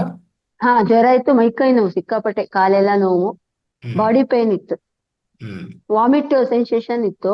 ಆಮೇಲೆ ಅದಕ್ಕೆ ನಾವು ತಿನ್ನೋ ಫುಡ್ ಅಲ್ಲಿ ಸ್ವಲ್ಪ ಕಂಟ್ರೋಲ್ ಮಾಡ್ಕೊಂಡ್ರೆ ಆಗುತ್ತೆ. ಗಟ್ಟಿ ಪದಾರ್ಥ ತಿನ್ನಬಾರ್ದು. ಗಟ್ಟಿ ಪದಾರ್ಥ ಜೊತೆಗೆ ಕರಿದ ಪದಾರ್ಥಗಳು, ಹಾ, ಯಾವ್ದು ಎಣ್ಣೆಯಲ್ಲಿ ಆಯಿಲ್ ಫುಡ್ ಗಳನ್ನ ಸಾಧ್ಯವಾದಷ್ಟು ಅವಾಯ್ಡ್ ಮಾಡ್ಬೇಕು ಆ ಸಂದರ್ಭದಲ್ಲಿ. ಯಾಕೆಂದ್ರೆ ಜೀರ್ಣಕ್ರಿಯೆ ಸ್ಥಗಿತವಾಗಿರುತ್ತೆ, ಅವಾಗ ಹೆಚ್ಚಾಗಿ ಜೀರ್ಣ ಆಗೋದಿಲ್ಲ. ಆದ್ರಿಂದ ಆಯಿಲ್ ಫುಡ್ ಗಳನ್ನ ಎಷ್ಟು ಸಾಧ್ಯವಷ್ಟು ಅವಾಯ್ಡ್ ಮಾಡ್ಕೊಳ್ಳೋದು ಒಳ್ಳೇದು ಆ ಸಂದರ್ಭದಲ್ಲಿ. ಹೌದು. ಒಂದು 7 days ಸರ್ ಇದು. ಯಾಕಂದ್ರೆ ಈ ಮೂರನೇ ದಿವಸದಿಂದ ಐ ಥಿಂಕ್ 7ನೇ ದಿವಸ ಅದು ಕ್ರಿಟಿಕಲ್ ಪೀರಿಯಡ್ ಇದು. ಹೌದು, ಹೈ ಫೀವರ್ ಇರುತ್ತೆ, ಮೈಕೈನೂ ಸಿಕ್ಕಾಪಟ್ಟೆ ಇರುತ್ತೆ ಗುರುಜಿ ಆ ಟೈಮಲ್ಲಿ. ಆಮೇಲೆ ಅದೇ ನಾವು ನೀರನ್ನ ಅಂದ್ರೆ ಜಾಸ್ತಿ ಬಾಡಿಯನ್ನು ಹೀಟ್ ಆಗ್ಲಿಕ್ಕೆ ಬಿಡಬಾರ್ದು. ಅಂದ್ರೆ ಅವಾಗ ನೀರ್ ಜಾಸ್ತಿ ಕುಡ್ದಾಗೂ ನಮ್ಗೆ ಬಿಸಿ ನೀರು ಸ್ವಲ್ಪ, ಅದಕ್ಕೆ ಉಪ್ಪು ಮತ್ತೆ ಸ್ವಲ್ಪ ಸಕ್ಕರೆ ಹಾಕೊಳ್ಳಿ ಅಂತ. ಅದು ತುಂಬಾ ನಮ್ಮನ್ನ ಚೆನ್ನಾಗಿ ತಗೊಂಡು ಹೋಗುತ್ತೆ ಬಾಡಿಯನ್ನು. ಅದಕ್ಕೆ ತುಂಬಾ ಹೆಲ್ಪ್ ಆಗುತ್ತೆ. ಬಿಸಿ ನೀರಿಗೆ ಒಂದು ಬ್ಲಾಕ್ ಪೆಪ್ಪರ್, ಅದೇ ಕಾಳುಮೆಣಸು ಮತ್ತೆ ಉಪ್ಪು ಸ್ವಲ್ಪ, ಈ ಎರಡು ಸೇರಿಸ್ಕೊಂಡು ನಾವು ಕುಡಿದ್ರು ತುಂಬಾ ಒಳ್ಳೇದೇ ಅದು. ಆಮೇಲೆ ಹೋಮಿಯೋಪತಿನ ಒಂದು ಒಳ್ಳೆ ಮೆಡಿಸಿನ್ ಇದೆ ಗುರುಜಿ. ಅದು ಇದ್ ಮಾಡಲ್ಲ, ಅಂದ್ರೆ ಪ್ಲೇಟ್ಲೆಟ್ ಡೌನ್ ಆಗ್ಲಿಕ್ಕೆ ಬಿಡಲ್ಲ ಮೇಡಮ್ ಸರ್. ಅದು ಏನೋ ಅವ್ರ ಭಾಷೆಯಲ್ಲೇ PHYRT ಅಂತ ಹೇಳ್ತಾರೆ, ನನ್ಗೆ ಅಷ್ಟು ಗೊತ್ತಿಲ್ಲ ಗುರುಜಿ. ಅದು ನೇಮ್ ಏನು ಅಂತ ಕೇಳ್ಕೊಬಂದ್ ಹೇಳ್ತೀನಿ ನಾಳೆ ನಮ್ಮ ಡಾಕ್ಟರ್ ಹತ್ರ. ಅದು ಫುಲ್ ನಮ್ದು ಬಾಡಿನ ಇಮ್ಯುನಿಟಿನ ಡೌನ್ ಮಾಡಲ್ಲ, ಇಮ್ಯುನಿಟಿ ಅದೇ ಲೆವೆಲ್ಗೆ ಇರುತ್ತೆ. Very good. ಅದು ತುಂಬಾ ಹೆಲ್ಪ್ ಆಯ್ತು ನನಗೆ. ಒಂದು 7 days ಅಷ್ಟೇ ಗುರುಜಿ, ತುಂಬಾ ಪ್ರಾಬ್ಲಮ್ ಆಗುತ್ತೆ. ಆಮೇಲೆ ಸುಸ್ತು ಅಂದ್ರೆ ಸುಸ್ತು ಇರುತ್ತೆ, ಅದೇ ಸುಸ್ತು ನಾವು ಆಗ್ಲಿಕ್ಕೆ ಮಾಡ್ಕೋಬಾರ್ದು. ಅದ್ ಜಾಸ್ತಿ ಸುಸ್ತು ಆದಾಗೂ ಈಗ ಆಸ್ಪತ್ರೆಗೆ ಹೋದ್ರೆ ಅಡ್ಮಿಟ್ ಆಗಿ ಅದೇ ಇದ್ ಕೊಡ್ತಾರೆ ನಮ್ಗೆ, ಗ್ಲೂಕೋಸ್ ಎಲ್ಲ ಕೊಟ್ಬಿಡ್ತಾರಲ್ಲ, ಅಡ್ಮಿಟ್ ಮಾಡಿ ಬಿಟ್ಕೊಂಡ್ಬಿಡ್ತಾರೆ ಒಂದ್ 9 days. ಮೆಡಿಸಿನ್ ಅಂತೂ ಯಾವ್ದಿಲ್ಲಮ್ಮ ಅಲ್ಲಿ. ಮೆಡಿಸಿನ್ ಅಂತ ಅಂದ್ರೆ ಆದಷ್ಟು ಅವ್ರು ಕೊಡೋದು ಲಿಕ್ವಿಡ್ಸ್. ಓಕೆ, ಅವ್ರಿಗೆ ಗ್ಲೂಕೋಸು ರಕ್ತದಲ್ಲಿ ಕಲಿಸ್ತಾರಲ್ಲ, ಸ್ವಲ್ಪ ಎನರ್ಜೈಸ್ ಮಾಡಕ್ಕೆ. ಇನ್ನೊಂದು ಏನ್ ಮಾಡ್ತಾರೆ, ಪೇನ್ ಇದ್ರೆ ಪೇನ್ ಕಿಲ್ಲರ್ಸ್, ತುಂಬಾ ಕೊಟ್ಬಿಡ್ತಾರೆ. ಈ ಪ್ಯಾರಾಸಿಟಮಲ್ ಅಂತದ್ದು ಕೊಡ್ತಾ ಇರ್ತಾರೆ. ಈ ಪೇನ್ ನೋವು ಕಡಿಮೆ, ಸ್ವಲ್ಪ ಜ್ವರ ಇಳಿಸಕ್ಕೆ ಅದು ಮಾಡ್ತಾರೆ ಅಷ್ಟೇ. ವೈರಸ್ ಸಾಯಿಸಕ್ಕೆ ಯಾರ ಕೈಯಲ್ಲಿ ಆಗಲ್ಲ. ವೈರಸ್ ಸಾಯಿಸಕ್ಕೆ ಸಾಧ್ಯ. ಅದೇ ಗ್ಲೂಕೋಸ್ ನಾವೇ ತಯಾರು ಮಾಡ್ಕೋಬಹುದು ಮನೆಯಲ್ಲಿ, ಜಾಸ್ತಿ ಮಾಡ್ಕೊಂಡ್ರೆ ಬಾಡಿನ ಒಂದು ಇದ್ರಲ್ಲಿ ಇಟ್ಕೋಬಹುದು. ಹೌದು. ನನಗೆ ಅದೇ ನಾನೇ ಮಾಡ್ಕೊಂಡೆ, ನನಗೆ ಅದೊಂಥರ ಹೆಲ್ಪ್ ಆಯ್ತು ಗುರುಜಿ, ಹೋಗ್ಲಿಲ್ಲ ಹಾಸ್ಪಿಟಲ್. ಅದೇ ವೈರಸ್ನು ಸಾಯಿಸಕ್ಕಾಗಲ್ಲ, ಬಟ್ ವೈರಸ್ ಮೇಲೆ ನಮ್ಮ ಒಳಗಡೆ ಇರುವಂತ ನಿರೋಧಕ ಶಕ್ತಿಯನ್ನು ಅದಕ್ಕಿಂತ ಹೆಚ್ಚು ಮಾಡ್ಕೋಬೇಕು. ಅದಕ್ಕೆ ಏನೇನು ಪ್ರಯತ್ನಗಳು ಅದು ಮಾಡ್ಬೇಕು. ಅದು ಬಿಟ್ಟು ಈಗ ಯಾವುದೋ ಆಂಟಿಬಯೋಟಿಕ್ಸ್ ಹಾಕೋದು, ಇದು ಒಂದು ತೀವ್ರವಾದ ಸೈಡ್ ಎಫೆಕ್ಟ್ಸ್ ಅಂತ ಮೆಡಿಸಿನ್ಸ್ ಎಲ್ಲ ಹಾಕಿದ್ರೆ ಈ ಜ್ವರ ಇಳಿತದೆ, ಅಂದ್ರೆ ಇದು ಹೋಗುತ್ತೆ. ಅದು ಯಾವುದು ಈ ನಮ್ಮ ಡೆಂಗು ಇಂದ ಆಚೆ ಕಡೆ ಬರ್ತಾರಲ್ಲ, ಬಂದಿದ ಮೇಲೆ ಬಲಹೀನತೆ ಹೆಚ್ಚಾಗತ್ತೆ, ಮಾನಸಿಕ ಈ ದೈಹಿಕ ದೌರ್ಬಲ್ಯ ಹೆಚ್ಚಾಗ್ಬಿಡ್ತದೆ. ಇನ್ನು ಅವರು ಹೌದೌದು. ಸೈಡ್ ಎಫೆಕ್ಟ್ಸ್ ಅನುಭವಿಸಕ್ಕೆ ಮತ್ತೆ ಒಂದು 10 ದಿವಸ ರೆಸ್ಟ್ ಮಾಡ್ಬೇಕಂತ ಪರಿಸ್ಥಿತಿ ಬರುತ್ತೆ. ಹೌದು ಹೌದು. ಮಾಡ್ಕೋಬೇಕಾಗಿರೋದು ನಮ್ಮ ಒಳಗಡೆ ವ್ಯಾಧಿ ನಿರೋಧಕ ಶಕ್ತಿನ ಹೇಗೆ ಇಂಪ್ರೂವ್ ಮಾಡ್ಕೋಬೇಕು ನೋಡಿ. ತುಳಸಿ ಕಷಾಯ ಮಾಡ್ತಾ ತಗೊಂತಾ ಹೋದ್ರೆ ಅದು ನಮ್ಮ ಒಳಗಡೆ ಇರುವಂತ ಈ ಶಕ್ತಿ ಅಂದ್ರೆ ಈ ವ್ಯಾಧಿ ನಿರೋಧಕ ಶಕ್ತಿ, ಇಮ್ಯುನಿಟಿ ಪವರ್ ಹೆಚ್ಚು ಮಾಡ್ತಾ ಹೋಗ್ತದೆ. ಅವಾಗ ವೈರಸ್ ಮೇಲೆ ನಮ್ಮ ಶಕ್ತಿ ಯಾವಾಗ ಹೆಚ್ಚಾಗುತ್ತೋ ಅವಾಗ ಅದು ಪ್ರಭಾವ ಕಡಿಮೆ ಆಗುತ್ತೆ ನೋಡಿ. ವೈರಸ್ ಅಂತ ಎಲ್ಲಿ ಹೋಗಲ್ಲ, ವೈರಸ್ ಒಂದ್ಸರಿ ಬಂದಿದ ಮೇಲೇನು ಹಾಗೆ ಇರುತ್ತೆ, ದೇಹದಲ್ಲಿ ಇರುತ್ತೆ. ಸೊ ಸಾಮಾನ್ಯವಾಗಿ ಈ ಮೂಗಿಯಲ್ಲೇ ಸಾವಿರಾರು ವೈರಸ್ಗಳಿದೆ. ಈ ಮೂಗಿಯಲ್ಲಿ ಆಚೆ ಕಡೆ ಗಾಳಿಯಿಂದ ಬಂದು ಹೊರಗಡೆ ಸೇರ್ಕೊಂತ ಇರ್ತದೆ, ಈ ಮೂಗಿಯಲ್ಲೇ ಸೇರ್ಕೊಂತದೆ. ಆದ್ರೆ ನಮ್ನೇನ್ ಮಾಡಲ್ಲ. ಯಾಕೆ ಏನ್ ಮಾಡಲ್ಲ ಅಂದ್ರೆ ನಿಮ್ಮ ಕೋಟೆ ಸ್ಟ್ರಾಂಗ್ ಆಗಿದೆ, ಅಂದ್ರೆ ನಿಮ್ಮ ಆರ್ಮಿ ಸ್ಟ್ರಾಂಗ್ ಆಗಿದೆ. ನಿಮ್ಮ ಒಳಗಡೆ ಇರುವಂತ ಆರ್ಮಿ ಲಿಂಫ್ ನೋಡ್ಸ್ ತುಂಬಾ ಸ್ಟ್ರಾಂಗ್ ಆಗಿದೆ, ಅದನ್ನ ಎದುರ್ಕೊಳಕ್ ಆಗಲ್ಲ. ಯಾವಾಗ ಈ ಶಕ್ತಿ ಕಡಿಮೆ ಆಗ್ತದೋ, ಆ ಶಕ್ತಿ ಕಡಿಮೆ ಆಗಕ್ಕೆ ಮಾನಸಿಕ ಒತ್ತಡಿ, ನಾವು ತಿನ್ನೋ ಆಹಾರ, ನಾವು ಪಾಲನೆ ಮಾಡೋ ಆರೋಗ್ಯ ವಿಧಾನಗಳು, ಅದ್ ಯಾವಾಗ ಕಡಿಮೆ ಆಗತ್ತೋ ಈ ವೈರಸ್ ಇಲ್ಲೇ ಇರ್ತದಲ್ಲ ಕೂತ್ಕೊಂಡು ಅದು ದಾಳಿ ಮಾಡತ್ತೆ. ರಕ್ತ ಹೊರಗಡೆ ಬಂದು ಅದ್ ಏನೇನ್ ಮಾಡ್ಬೇಕು ಎಲ್ಲ ಮಾಡತ್ತೆ. ಅರ್ಥ ಆಯ್ತಾ? ಮತ್ತೆ ನಮ್ಮ ಶಕ್ತಿ ಸ್ವಲ್ಪ ಹೆಚ್ಚು ಮಾಡಿಕೊಟ್ರೆ ಅದ್ ಪ್ರಭಾವ ಕಡಿಮೆ ಆಗುತ್ತೆ.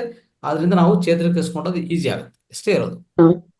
ಯಾವುದೇ ವೈರಸ್ ಎಫೆಕ್ಟೆಡ್ ಜ್ವರಗಳು ಇದೆಲ್ಲ ಏನೇನ್ ಬರ್ತದೋ, ವೈರಸ್ ಅಂದ್ರೆ ಇನ್ಫ್ಲೂಯೆಂಜಾ ಅಂತ ಹೇಳ್ತೀವಿ ನಾವು. ಇದಕ್ಕೂ ಒಂದು ಪದ ಏನಂದ್ರೆ ಮೆಡಿಕಲ್ ಟರ್ಮ್ ಇನ್ಫ್ಲೂಯೆಂಜಾ ಅಂತ ಹೇಳ್ತೀವಿ ಅಷ್ಟೇ. ಅರ್ಥ ಆಯ್ತಾ? ಮತ್ತೆ ಗುರುಜಿ, ಆ ಕೊತ್ತಂಬರಿ ಕಾಳು ಇರುತ್ತಲ್ಲ, ಅದು ಈಗ 2 ಲೋಟ ಇಟ್ರೆ ಅದನ್ನ ಚೆನ್ನಾಗಿ ಕುದಿಸ್ಕೋಬೇಕು ಗುರುಜಿ. 1 ಲೋಟಕ್ಕೆ ತಂದ್ರೆ ಅದು ಒಳ್ಳೆ ರೆಮಿಡಿ. ಅಂದ್ರೆ ಈ ಸುಸ್ತಾಗಲ್ಲ ಗುರುಜಿ. ಕೊತ್ತಂಬರಿ ಕಾಳಿನ ನೀರ್ ಇರುತ್ತಲ್ಲ, ತುಂಬಾ ಹೆಲ್ಪ್ ಮಾಡುತ್ತೆ ನಮ್ ಬಾಡಿಗೆ. ಅದು ಅವಾಗ ಸೇವಿಸ್ತಾ ಇರ್ಬೇಕು. ಅದು ಜೀರಿಗೆ ನಮ್ ಹೊಟ್ಟೆ ಒಳಗಡೆ ಇದಕ್ಕೆ ಹೆಲ್ಪ್ ಮಾಡುತ್ತೆ. ಕೊತ್ತಂಬರಿ ಕಾಳು ನಮ್ಗೆ ಬಾಡಿಗೆ ತುಂಬಾ ಹೆಲ್ಪ್ ಮಾಡುತ್ತೆ ಗುರುಜಿ. ಕೊತ್ತಂಬರಿ ಡೈರೆಕ್ಟ್ ಜ್ಯೂಸ್ ಇಲ್ಲ ಕೊತ್ತಂಬರಿ? ಅಲ್ಲ, ಕಾಳು ಕುದಿಸ್ಬೇಕು. 2 ಲೋಟ ನೀರಿಟ್ರೆ ಅದನ್ನ 1 ಲೋಟಕ್ಕೆ ತರಬೇಕು. ಅವಾಗ ಸೇವಿಸ್ತಾ ಇರು. ಕೊತ್ತಂಬರಿ ಎಲ್ಲ ಹಾಕಿ 2 ಲೋಟ 1 ಲೋಟ ಮಾಡ್ತಾರೆ. ಧನಿಯಾ ಕಾಳು ಓಕೆ.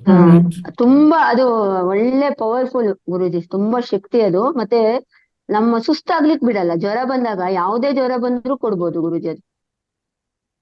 ಸಣ್ಣ ಜ್ವರ ಇದ್ರೂ ಕಡಿಮೆ ಆಗತ್ತೆ. ನಮ್ಮ ಅಜ್ಜಿಯವ್ರ ಕಾಲದಿಂದಾನು ಕೊಡ್ತಾ ಬರ್ತಾ ಇದ್ರು ಅದು. ನಾನು ಅದನ್ನ ಸ್ವಲ್ಪ ಮಾಡ್ಕೊಂಡ್ ಮಕ್ಕಳಿಗೆಲ್ಲ ಜ್ವರ ಬಂದಾಗ ಅದನ್ನ ಸೇವನೆ ಮಾಡಿಸ್ತೀನಿ ಮನೆಯಲ್ಲಿ. ರೈಟ್.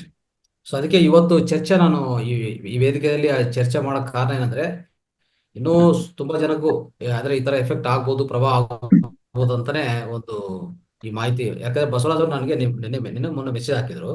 ನಾನು ಈ ಸ್ವಲ್ಪ ಬಿಜಿ ಇದ್ದು ಅವ್ರಿಗೆ ಒಂದು ಪರಿಹಾರ ಅಂತ ಹೇಳಿದೀನಿ, ಪಪ್ಪಾಯ ಈ ಎಲೆಗಳ ಜ್ಯೂಸು ಅಂತ. ಅದಾದ್ಮೇಲೆ ಇಷ್ಟೆಲ್ಲ ಪರಿಹಾರಗಳು ಏಲಕ್ಕೇನೆ ಇವತ್ತು ಕಾರ್ಯಕ್ರಮ ಇಟ್ಟಿರೋದು. ಬಸವರಾಜ್ ಮಾತಾಡ್ತಾರೆ ಈಗ 1 ನಿಮಿಷ.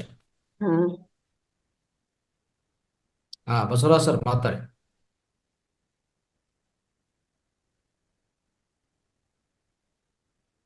ಅನ್ಮ್ಯೂಟ್ ಮಾಡ್ಕೊಳ್ಳಿ ಸರ್.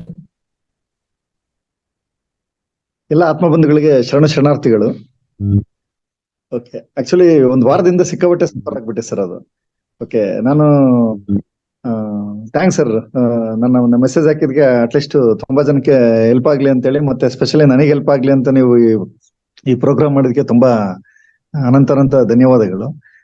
ಆಕ್ಚುಲಿ ಫನ್ನಿ ಥಿಂಗ್ ಏನು ಅಂತ ಎಲ್ಲ ನಮ್ಮ ಫ್ರೆಂಡ್ಸ್ ಎಲ್ಲ ನಗ್ತಿದ್ದಾರೆ. ಓಕೆ, ಏನು ಇಷ್ಟೊಂದೆಲ್ಲ ಡಯಟ್ ಮಾಡ್ತಿದ್ಯಾ, ಇಷ್ಟೊಂದೆಲ್ಲ? ಯಾಕಂದ್ರೆ ಆಲ್ಟರ್ನೇಟಿವ್ ಡೇಸ್ ನಾನು ಪಪ್ಪಾಯ ತಿಂತಾ ಇರ್ತೀನಿ. ಓಕೆ, ಪ್ರತಿ ಆಲ್ಟರ್ನೇಟಿವ್ ಡೇಸ್ ಪಪ್ಪಾಯ ತಿಂತಿರ್ತೀನಿ. ಒಂದ್ಸರಿ ನಾನು ಬೀಜ ಇರುತ್ತಲ್ಲ, ಬೀಜನೂ ತಿಂತಾ ಇರ್ತೀನಿ ಸರ್. ಅದು ಹಂಗೆ ಅದ್ರ ಜೊತೆಗೇನೆ. ಹಾಗಾಗಿ ಬಟ್ ಡಿಸೀಸ್ ಹೇಳಕ್ ಬರೋದಿಲ್ಲ. ನಾನು ಜನರಲಿ ಯಾವಾಗಲೂ ಟ್ರಾವೆಲ್ ಅಲ್ಲಿ ಇರೋದ್ರಿಂದ ಎಲ್ಲಿ ಕಚ್ಚುತ್ತೋ ಏನೋ ಗೊತ್ತಿಲ್ಲ, ಸೊಳ್ಳೆ ಎಲ್ಲ ಕಚ್ಬಿಟ್ಟಿದೆ. ಸಿಕ್ಕಾಬಟ್ಟೆ ಭಾರಿ ಪ್ರಾಬ್ಲಮ್ ಆಗ್ಬಿಡುತ್ತೆ. ವೀಕಿಂದ ನಮ್ದು ಶೆಡ್ಯೂಲ್ ಎಲ್ಲ ಪ್ರಾಬ್ಲಮ್ ಆಯ್ತು. ತುಂಬಾನೇ ಸಮಸ್ಯೆ ಆಯ್ತು. ಈಗ ಪರವಾಗಿಲ್ಲ ಸರ್, ಎಲ್ಲ ಪಿಕಪ್ ಆಯ್ತು. ಮತ್ತೆ ಡಾಕ್ಟರ್ ಏನ್ ಮಾಡ್ಬಿಡ್ತಾರೆ, ಜನರಲಿ ನೀವು ಹೋಗ್ತಿದ್ದಂಗೆ ಅದೊಂದು ಫುಲ್ ನೀವು ಯಾವ್ದು ಸಣ್ಣ ಬೆಂಗಳೂರಿನಲ್ಲಿ ಯಾವ್ದೋ ಒಂದು ಸಣ್ಣ ಒಂದು ಕ್ಲಿನಿಕ್ ನೋಡಿದ್ರೆ ಅಲ್ಲಿ 20-30 ಜನ ಇರ್ತಾರೆ ಸರ್ ಪೇಷಂಟ್ಸ್. ಓಕೆ, ಒಂಥರ ಈ H1N1 ಟೈಮ್ ನಲ್ಲಿ, ಕೋವಿಡ್ ಟೈಮ್ ನಲ್ಲಿ ಹೆಂಗಾಯ್ತೋ ಹಂಗಾಗ್ಬಿಟ್ಟಿದೆ ಸರ್ ಎಲ್ಲ ಕಡೆನು. ಮತ್ತೆ ಅವ್ರು ಹೋಗ್ತಿದಂಗೆ ಏನ್ ಮಾಡ್ತಾರೆ, ಫಸ್ಟ್ ಎದುರಿಸ್ಬಿಡ್ತಾರೆ. ನಿಮ್ಗೆ ಪ್ಲೇಟ್ಲೆಟ್ಸ್ ಡೌನ್ ಆಗುತ್ತೆ ಅಂತ ಎದುರಿಸ್ತಾರೆ. ನನಗೂ ಎದುರಿಸಿದ್ರು. ನಾನು ಅವ್ರಿಗೆ ಕೇಳಿದೆ, ಅವ್ರು ಡಾಕ್ಟರ್ಗೆ, ನೀವು ಏನ್ ಮಾಡಿದಿರಾ ಅಂತಂದ್ರೆ, ಅವ್ರು ಆಕ್ಚುಲಿ NH ಹಾಸ್ಪಿಟಲ್ ಅಂತ, ನಾರಾಯಣ್ ಹಾಸ್ಪಿಟಲ್ ಅಂತ ಹೇಳಿ, ಅವ್ರನ್ನ ಕೇಳಿದ್ರೆ BHMS ಮಾಡಿದ್ದಾರೆ. ಮತ್ತೆ ಅವ್ರಿಗೊಂದು 10 ನಿಮಿಷ ನಾನೇ ಟೀಚ್ ಮಾಡಿದೆ ಅವ್ರಿಗೆ. ನೀನ್ ಈ ಫೀಲ್ಡ್ಗೆ ಯಾಕೆ ಬಂದೆ ಅಂತ ಹೇಳ್ಬಿಟ್ಟು ಅವ್ರಿಗೆ ಹೇಳಿದೆ ನಾನು. ಈ ಫೀಲ್ಡ್ಗೆ ಬಂದ್ಬಿಟ್ಟು ನಮ್ಗೆಲ್ಲ ಕೆಮಿಕಲ್ ಯಾಕೆ ಫೀಡ್ ಮಾಡ್ತಿದ್ರೆ ಹೊಟ್ಟೆ ಒಳಗಡೆ, ಎಂತ ಬ್ಯೂಟಿಫುಲ್ ಫೀಲ್ಡ್ ನಿಮ್ದು, ಅದನ್ನ ಬಿಟ್ಟು ಈ ಕಡೆ ಯಾಕೆ ಬಂದ್ರಿ ಅಂತ. ಅವರು ಮತ್ತೆ ಪಾಪ ನಾನು ಹೇಳಿದ್ದೆಲ್ಲ ರೈಟ್ ಅಂತಂದ್ರು. ರೈಟ್ ಅಂತೇಳಿ ಸುಮ್ಮನಾದ್ರು. ಈಗ ಚೆನ್ನಾಗಿದೆ, ಪರವಾಗಿಲ್ಲ ಸರ್. ನೆನ್ನೆ ಕೌಂಟ್ ಮಾಡಿ ಪ್ಲೇಟ್ಲೆಟ್ಸ್ 1,57,000 ಇದೆ. ಆಕ್ಚುಲಿ ನಮ್ಮ ಕಸಿನ್ ಒಬ್ರು ಇದಾರೆ, ಅವ್ರಿಗೆ ಕೇಳಿದ್ರೆ ಅವರು ಹೇಳಿದ್ರು, ಮೆಡಿಕಲ್ ಫೀಲ್ಡ್ ಅಲ್ಲೇ ಇದಾರೆ, ಅವ್ರದ್ದು ಹಾಸ್ಪಿಟಲ್ ಇದೆ ಅವ್ರದ್ದು. ಅವ್ರು ಕೇಳಿದ್ರೆ ಅವರು ಹೇಳಿದ್ರು, ಇಲ್ಲ ಅದೇನು ಅಷ್ಟೊಂದು ಸಿವಿಯರ್ ಪ್ರಾಬ್ಲಮ್ ಏನಲ್ಲ, ಈಗ ಎನ್ಕ್ಯಾಶ್ ತಗೊಳ್ತಾರೆ, ಎನ್ಕ್ಯಾಶ್ ಮಾಡ್ಕೊಂತಾರೆ ಹಾಸ್ಪಿಟಲ್ಸ್, ಮೆಡಿಕಲ್ ಶಾಪ್ ಎನ್ಕ್ಯಾಶ್ ಮಾಡ್ಕೊಂತಾರೆ. ಅದು ಲೆಸ್ ದೆನ್ 50,000 ಇದ್ರೆ ಅಷ್ಟೇ ವರಿ ಮಾಡ್ಬೇಕು. ಮೋರ್ ದೆನ್ 50,000, ಅದು ಸ್ಪೆಷಲಿ ಅಡಲ್ಟ್ ಅಲ್ಲಿ. ಮಕ್ಳಿಗೆಲ್ಲ ನಿಮ್ಗೆ 10,000 15,000 ಇದ್ರೂ ಪ್ರಾಬ್ಲಮ್ ಇರೋದಿಲ್ಲ. ನನ್ ಮಗನಿಗೂ ಕೇಳಿದೆ, ನನ್ ಮಗನೂ ಅದನ್ನೇ ಹೇಳ್ದ. ನನ್ ಮಗ ಅವನು ಸೆಕೆಂಡ್ PU ಅವನು ಹೇಳ್ದ, ಅವನು ಇಲ್ಲ ನನಗೆ ಲಾಸ್ಟ್ ಟೈಮ್ ಇದು ಬಂದಾಗ ಚಿಕನ್ ಗುನ್ಯಾ ಬಂದಿತ್ತು, ಅವನಿಗೆ 25,000 ಆಯ್ತು. ಅವ್ ಏನು ಪ್ರಾಬ್ಲಮ್ ಏನಿಲ್ಲ. ಆಮೇಲೆ ಒಂದೇ ಕಡೆ ಚೆಕ್ ಮಾಡಿಸ್ಬೇಡ, 2-3 ಕಡೆ ಚೆಕ್ ಮಾಡಿಸು. ಹಾಸ್ಪಿಟಲ್ ಲ್ಯಾಬ್ಗಳಲ್ಲಿ 2 ಕಡೆ 3 ಕಡೆ ಆಲ್ಟರ್ನೇಟಿವ್, ಪ್ರತಿದಿನ ಒಂದೇ ಕಡೆ ಹೋಗ್ಬಾರ್ದು ಚೆಕ್ ಮಾಡ್ಸಕ್ಕೆ ಅಂತ ಹೇಳ್ದ. ಯಾಕಂದ್ರೆ ಅವರು ಹಂಗೆ ಅದನ್ನೇ ಏನ್ ಮಾಡ್ತಾರೆ, ಸೇಮ್ ರಿಸಲ್ಟ್ನೇ ಕೊಡ್ತಾರ. ಓಕೆ, ಇಲ್ಲ ಅಂದ್ರೆ 2 lakhs ಇರೋದನ್ನ ಅವ್ರೇನ್ ಮಾಡ್ತಾರೆ 1,50,000 ಅಂತಾರೆ. ಈ ರೀತಿ ಮಲ್ ಪ್ರಾಕ್ಟೀಸ್ ಮಾಡ್ತಾರೆ ಅಂತ ಹೇಳ್ಬಿಟ್ಟು ನಮ್ಮ ಮಗ ಹೇಳ್ದ. ಅದೆಷ್ಟು ಟ್ರೂನ ಎಷ್ಟು ನಿಜ ಎಷ್ಟು ಇದೆಲ್ಲ ಗೊತ್ತಿಲ್ಲ ನಮ್ಗೆ. ಈಗ ಚೆನ್ನಾಗಿದ್ದೀನಿ ಸರ್, ಪರವಾಗಿಲ್ಲ. ಬಟ್ ಸಿಕ್ಕಾಪಟ್ಟೆ ಸ್ವಲ್ಪ ಹಂಗೆ ಸುಸ್ತು ಹಂಗೆ ಇದೆ. ಅಂದ್ರೆ ನಮ್ಮ ಆಕ್ಟಿವಿಟೀಸ್ ಏನಿದೆ ಅದಕ್ಕೆ ಇನ್ವಾಲ್ವ್ಮೆಂಟ್ ಆಗಕ್ ಆಗ್ತಾ ಇಲ್ಲ. ಮೆಡಿಟೇಷನ್ ಡ್ರಾಪ್ ಆಗ್ಬಿಟ್ಟಿದೆ ಒಂದು ವೀಕ್ ಇಂದ. Okay sir. ಪರವಾಗಿಲ್ಲ, ಅಂದ್ರೆ ಸ್ವಲ್ಪ ನೋವಿರ್ತದಲ್ಲ, ಕೂತ್ಕೊಳಕ್ ಆಗಲ್ಲ ಅಷ್ಟೇ. ಸೊ ಅದಕ್ಕೂ ಆ ಸಮಯದಲ್ಲಿ ಇಂಥ ಪರಿಹಾರಗಳು ಮಾಡ್ಕೊಂಡ್ರೆ ಸ್ವಲ್ಪ ಚೇತರಿಕರಿಸ್ಕೊಂಡದು, ಅದರಿಂದ ಆ ಆಫ್ಟರ್ ಎಫೆಕ್ಟ್ಸ್ ಅಂತ ಹೇಳ್ತೀವಲ್ಲ, ಇನ್ಫ್ಲೂಯೆಂಜಾ ಆಫ್ಟರ್ ಎಫೆಕ್ಟ್ಸ್ ಏನಿದೆಯೋ ಅದು ಬೇಗವಂತವಾಗಿ ನಾವು ಆಚೆ ಕಡೆ ಬರ್ಬೋದು. ಓಕೆ, ಈ ಪರಿಹಾರಗಳೆಲ್ಲ ಪಾಲನೆ ಮಾಡಿದ್ರೆ, ಈ ಕಷಾಯಗಳು ಇದೆಲ್ಲ ಮಾಡ್ಕೊಂತ ಹೋದ್ರೆ ಬೇಗವಂತವಾಗಿ ನೀವು ಆಚೆ ಕಡೆ ಬರೋದು ಅವಕಾಶ ಇದೆ. ಸರಿ ಸರ್, ಆಯ್ತು ಹೇಳಿ sir. Okay, thanks sir. Immunity power ಹೆಚ್ಚಾಗ್ತಾ ಹೋಗ್ಬೇಕಷ್ಟೇ, ಏನಿಲ್ಲ. Okay sir, okay, thank you sir. ನನಗೋಸ್ಕರ ಇಷ್ಟೊಂದು ರಿಸ್ಕ್ ತೊಗೊಳೋದಕ್ಕೆ ಥ್ಯಾಂಕ್ಸ್ ಎಲ್ಲ sir. Thank you. Right, Deepa ಅವರೇ ಮಾತಾಡ್ತೀರಾ? ಕೈ ಎತ್ತಿದ್ರ, ಮಾತಾಡ್ತೀರಾ? ಸ್ವಾಮಿ ಸರ್ ಅಂತಾರೆ. ಸ್ವಾಮಿ ಅವರು, ಓಕೆ. ಸ್ವಾಮಿ ಅವರೇ ಮಾತಾಡಿ.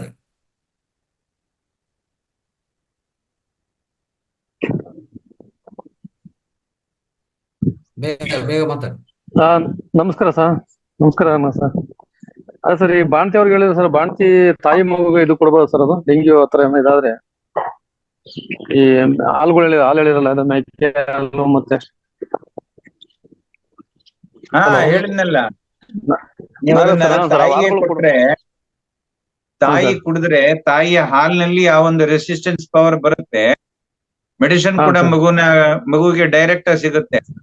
ಯಾಕಂದ್ರೆ ಎಳೆ ಮಗುಗೆ ಆ ರೀತಿ ಔಷಧಿ ಕುಡ್ಸಕ್ ಆಗಲ್ವಲ್ಲ. ಆದ್ರಿಂದ ತಾಯಿ ಹಾಲಿನ ಮೂಲಕ ಔಷಧಿ ಸಪ್ಲೈ ಆಗುತ್ತೆ, ಮಗುಗೆ ಗುಣವಾಗುತ್ತೆ. ಆ ಒಂದು ರೆಸಿಸ್ಟೆನ್ಸ್ ಪವರ್ ಮಗುಗೆ ಸಂಗ್ರಹ ಆಗುತ್ತೆ. Okay sir. ಆಮೇಲೆ ಈ ಹಾಲು ಸ್ವಲ್ಪ ಜಾಸ್ತಿ ಬರೋದಕ್ಕೆ ಏನೋ ಹೇಳಿದ್ರು ಸರ್, ಅದೇನೋ ಉಪಯೋಗಿಸಿ ಹಾಲು ಮಕ್ಳಿಗೆ ತಾಯಿಗೆ ಹಾಲಾಗುತ್ತೆ, ಹಾಲು ಕಮ್ಮಿ ಸ್ವಲ್ಪ ಜಾಸ್ತಿ ಬರೋಕೆ ಏನೋ ಹೇಳಿದ್ರು. ಅದಕ್ಕೆ ಸುವರ್ಣ ಗೆಡ್ಡೆ ಅಂತ ಹೇಳಿ ನಾವೆಲ್ಲ ನೋಡಿದೀವಿ ಅನ್ಸುತ್ತೆ.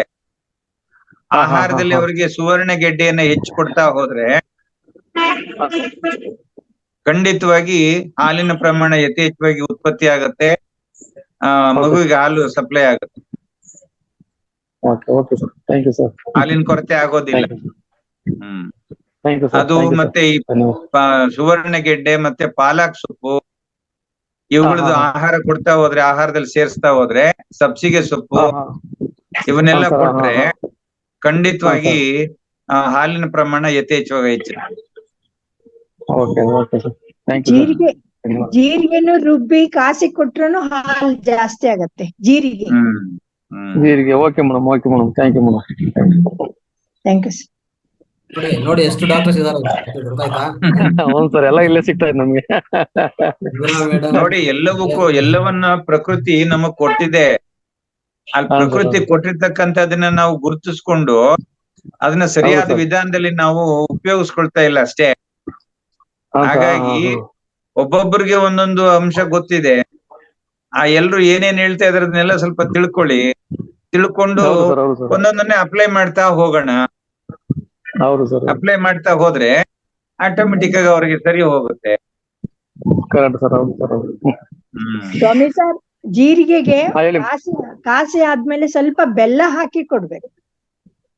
Okay okay madam, okay madam, okay madam, thank you madam. Thank you, thank you. Next ಏನಾದ್ರು ಈ ತರ ಇಶ್ಯೂ ಸಮಸ್ಯೆಗಳಿದ್ರೆ ಫೋನ್ ಆನ್ ಕಾರ್ಯಕ್ರಮ ಅಂದ್ರೆ ಡೈರೆಕ್ಟ್ ವಿಜಯ ಮೇಡಮ್ಗೆ ಫೋನ್ ಕನೆಕ್ಟ್. ನಿಮ್ಮ ಸಮಸ್ಯೆ ಸಮಾಧಾನ. ಇಲ್ಲ ಸರ್, ಆಮೇಲೆ ಮಧುರಾ ಮೇಡಮ್ ಅಷ್ಟೇ, ಮಧುರಾ ಮೇಡಮ್ಗೂ ಅದೆಲ್ಲ ಮನೆ ಫೋನಿಂಗ್ ಕಾರ್ಯಕ್ರಮ. ಮದ್ದು ಸರ್. ಅಂದ್ರೆ ಇದು ಒಳ್ಳೇದೇ. ಈಗ ನೋಡಿ, ಅವರೆಲ್ಲ ಲಕ್ಷ್ಮೀ ಪ್ರಾಕ್ಟೀಸ್ ಮಾಡಿ ಅವ್ರಿಗೆ ಅನುಭವ ಜ್ಞಾನ ಅಂತ ಹೇಳ್ತೀವ ಅಲ್ವಾ? ಅನುಭವ ಅನುಭವ ಇದ್ದು. ಜ್ಞಾನ ಅಂತ ಹೇಳ್ತೀವಿ ಅಷ್ಟೇ. ಅನುಭವ ಜ್ಞಾನ ಡಾಕ್ಟರ್ಗಿಂತ ಬರೋದು ಅದೇ ಓದಿರ್ತಾರೆ ಅಷ್ಟೇ. ಅವ್ರಿಗೆ ಎಷ್ಟು ಅನುಭವ ಇರ್ತದೆ, ಸ್ವಲ್ಪ ಕೇಸಸ್ ನೋಡಿರ್ಬೋದು. ಆದ್ರೆ ಇಲ್ಲಿ ಅನುಭವಿಸಿರೋರು ಆಲ್ರೆಡಿ ಅದು ಪಾಲನೆ ಮಾಡಿದಂದ್ರೆ ಅವ್ರಿಗೆ ಫಲಿತಗಳು ಬಂದಿದ ಮೇಲೆ ಹೇಳುವಂಥದ್ದು ಹೌದು. ಅದಕ್ಕೆ ಶಕ್ತಿ ಇದೆ. ಅದಕ್ಕೆ ಹೇಳ್ತಾರೆ old patient is better than new doctor ಅಂತ. ಹೌದು. ಅದರಿಂದ ಅವ್ರಿಗೆ ಅದೇ, ಅನುಭವ ಜಾಸ್ತಿ ಆಗಿರುತ್ತೆ. ನಮಸ್ತೆ ಗುರುಜಿ. ಆ ಸಬ್ಬಸ್ಗೆ ಸೊಪ್ಪಿದೆಯಲ್ಲ, ಅದ್ರದ್ದು ಅನ್ನ ಮಾಡಿ ಕೊಡ್ಬೇಕು ಬಾಳಂತಿಯರಿಗೆ. ಸಬ್ಬಸ್ಗೆ ಸೊಪ್ಪನ್ನ ಚೆನ್ನಾಗಿ ರುಬ್ಬದ್ ಬೇಡ, ಸಣ್ಣದಾಗಿ ಹೆಚ್ಚಿ ಮಾಡಿ ಅನ್ನ ಜೊತೆ ಡೈರೆಕ್ಟ್ ಹಾಕ್ಬಿಡ್ಬೇಕು. ಅದಕ್ಕೆ ಸ್ವಲ್ಪ ಕಾಳುಮೆಣಸು ಒಂದೆರಡು, ಸ್ವಲ್ಪ ಅಂದ್ರೆ ಟೇಸ್ಟಿಗೆ ಸ್ವಲ್ಪ ಉಪ್ಪು ಮತ್ತೆ ತುಪ್ಪ ಹಾಕ್ಬೇಕು. ಹಾಕಿ ಚೆನ್ನಾಗಿ ಬಾಳಂತಿಯರಿಗೆ ಮೆತ್ತಗ್ ಮಾಡಿ ಕೊಟ್ರೆ ಒಂದು ವಾರದಲ್ಲಿ 2-3 ದಿನ ಅದೇ ಮಾಡ್ಕೊಡ್ಬೇಕು. ಹಾಲು ತುಂಬಾ ಚೆನ್ನಾಗಾಗುತ್ತೆ. ಇದು ನಮ್ಮ ಅನುಭವ. ಅನುಭವೇ ಜ್ಞಾನ ಅಷ್ಟೇ, ಇನ್ನೇನಿಲ್ಲ. ಇನ್ನೊಂದು ಏನ್ ನಮ್ಮ ಮಾಡ್ಬೇಕು ಈಗ ಹಳೆ ಅಂದ್ರೆ ನಮ್ಮ ನಮ್ಮನೇಲಿ ನಮ್ಮ ಅಜ್ಜಿ ಒಬ್ರು ಇದ್ದಾರೆ. ಅಂದ್ರೆ ಅವರು ಆಯುರ್ವೇದಿಕ್ ಈ ತರ ಅಂದ್ರೆ ಹಳ್ಳಿ ಮೆಡಿಸಿನ್ ಕೊಡ್ತಾರಲ್ಲ, ಅದು ಕೊಡೋರು. ಅವರಿಂದ ನಮ್ಗೆ ಸ್ವಲ್ಪ ಇವಾಗೆಲ್ಲ ಟ್ರಾನ್ಸ್ಫರ್ ಆಗಿದೆ. ಅದಕ್ಕೆ ಸುಮಾರೆಲ್ಲ ಮನೆಯಲ್ಲೇ ಮಾಡ್ಕೊಡ್ತೀನಿ. ಆದ್ರೆ ನಾ ಡಾಕ್ಟರ್ ಹತ್ರ ಹೋಗೋದು ತುಂಬಾ ಕಡಿಮೆ. ಏನಂದ್ರೆ ನನ್ಗೆ ಆಗಲ್ಲ ಅನ್ಬೇಕು, ಅವಾಗ ಮಾತ್ರ ಹೋಗೋದು. ಅದಕ್ಕೆ ನಾ ಇಂಗ್ಲಿಷ್ ಮೆಡಿಸಿನ್ ತಗೊಳಕ್ ಇಷ್ಟಪಡಲ್ಲ. ಅವರು ನಮ್ಮನ್ ಮೊದ್ಲೇ ಹಾಸಿಗೆ ಹಾಕಿ ಬಿಟ್ಬಿಡ್ತಾರೆ ಗುರುಜಿ. ಫಸ್ಟಿಗೆ ಡ್ರಿಪ್ ಹಾಕಿ ಆಂಟಿಬಯೋಟಿಕ್ ಹಾಕಿ ಮಲಗಿಸ್ಬಿಡ್ತಾರೆ, ನಮ್ಮನ್ನ ಎಪ್ಸೋದೇ ಇಲ್ಲ ಆಮೇಲೆ. ಅದು ತುಂಬಾ ಭಯ ಆಗ್ಬಿಟ್ಟಿದೆ. ಅವ್ರು ಕೊಡೋ ಮೆಡಿಸಿನ್ ಇಂದ ನಿಮ್ಮ ಈ ನಿರೋಧಕ ಶಕ್ತಿ ಕಡಿಮೆ ಆಗ್ಬಿಡ್ತದೆ ಹಾ, ತಕ್ಷಣವೇ. ನಿಮ್ಮ ವ್ಯಾಧಿ ನಿರೋಧಕ ಶಕ್ತಿ, ನೀವು ಸಹಜವಾಗಿ ಹೋರಾಡೋ ಶಕ್ತಿ ನಿಮ್ಮ ಹತ್ರ ಇದೆ, ಅದನ್ನು ತೆಗೆದಾಕ್ತಾರೆ. ಆ ತೆಗೆದಾಕಿದ ಮೇಲೆ ಅವ್ರು ಏನೇನಿದ್ರೆ ನೀವು ಕೇಳಕ್ ರೆಡಿ ಇರ್ಬೇಕಾಗತ್ತೆ. ಹೌದು. ಅಂತ ಸ್ಥಿತಿಗೆ ಅವರು ತಗೊಂಡ್ ಬರ್ತಾರೆ ಅಷ್ಟೇ. ಮೊನ್ನೆ ನಂಗೆ ಡೆಂಗ್ಯೂ ಆದಾಗೂ ಹಾಗೆ ಕರ್ಕೊಂಡ್ ಹೋಗ್ತೀನಿ ಅಂತ ಹೇಳಿದ್ರು ನಮ್ಮನೆಯವ್ರು. ಕರ್ಕೊಂಡೋಗಿ ಆಸ್ಪತ್ರೆ ಕರ್ಕೊಂಡ್ ಹೋಗ್ತೀನಿ. ಖಂಡಿತ ಬರಲ್ಲ ನನ್ನದು ನಾನು ಮಾಡ್ಕೊಡ್ತೀನಿ, ಕ್ಯೂರ್ ಆಗೇ ಆಗ್ತೀನಿ ಅಂತ ನನ್ಗೆ ಕಾನ್ಫಿಡೆನ್ಸ್ ಇತ್ತು. ನಾನ್ ಮನೆಯಲ್ಲೇ ಮಾಡ್ತೀನಿ.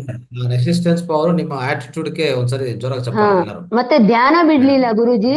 ಧ್ಯಾನ ಸುಸ್ತಾದ್ರೂ ಕೂತ್ಕೊಳ್ತಾ ಇದ್ದೆ ನಾನು. ನನ್ಗೆ ಅದು ಮಾನಸಿಕವಾಗಿ ಸಿದ್ಧತೆ ಆಯ್ತು. ನನಗೆ ಮಾನಸಿಕವಾಗಿ ನಾನು ರೆಡಿ ಆಗ್ಬಿಟ್ಟೆ ಧ್ಯಾನದಿಂದ.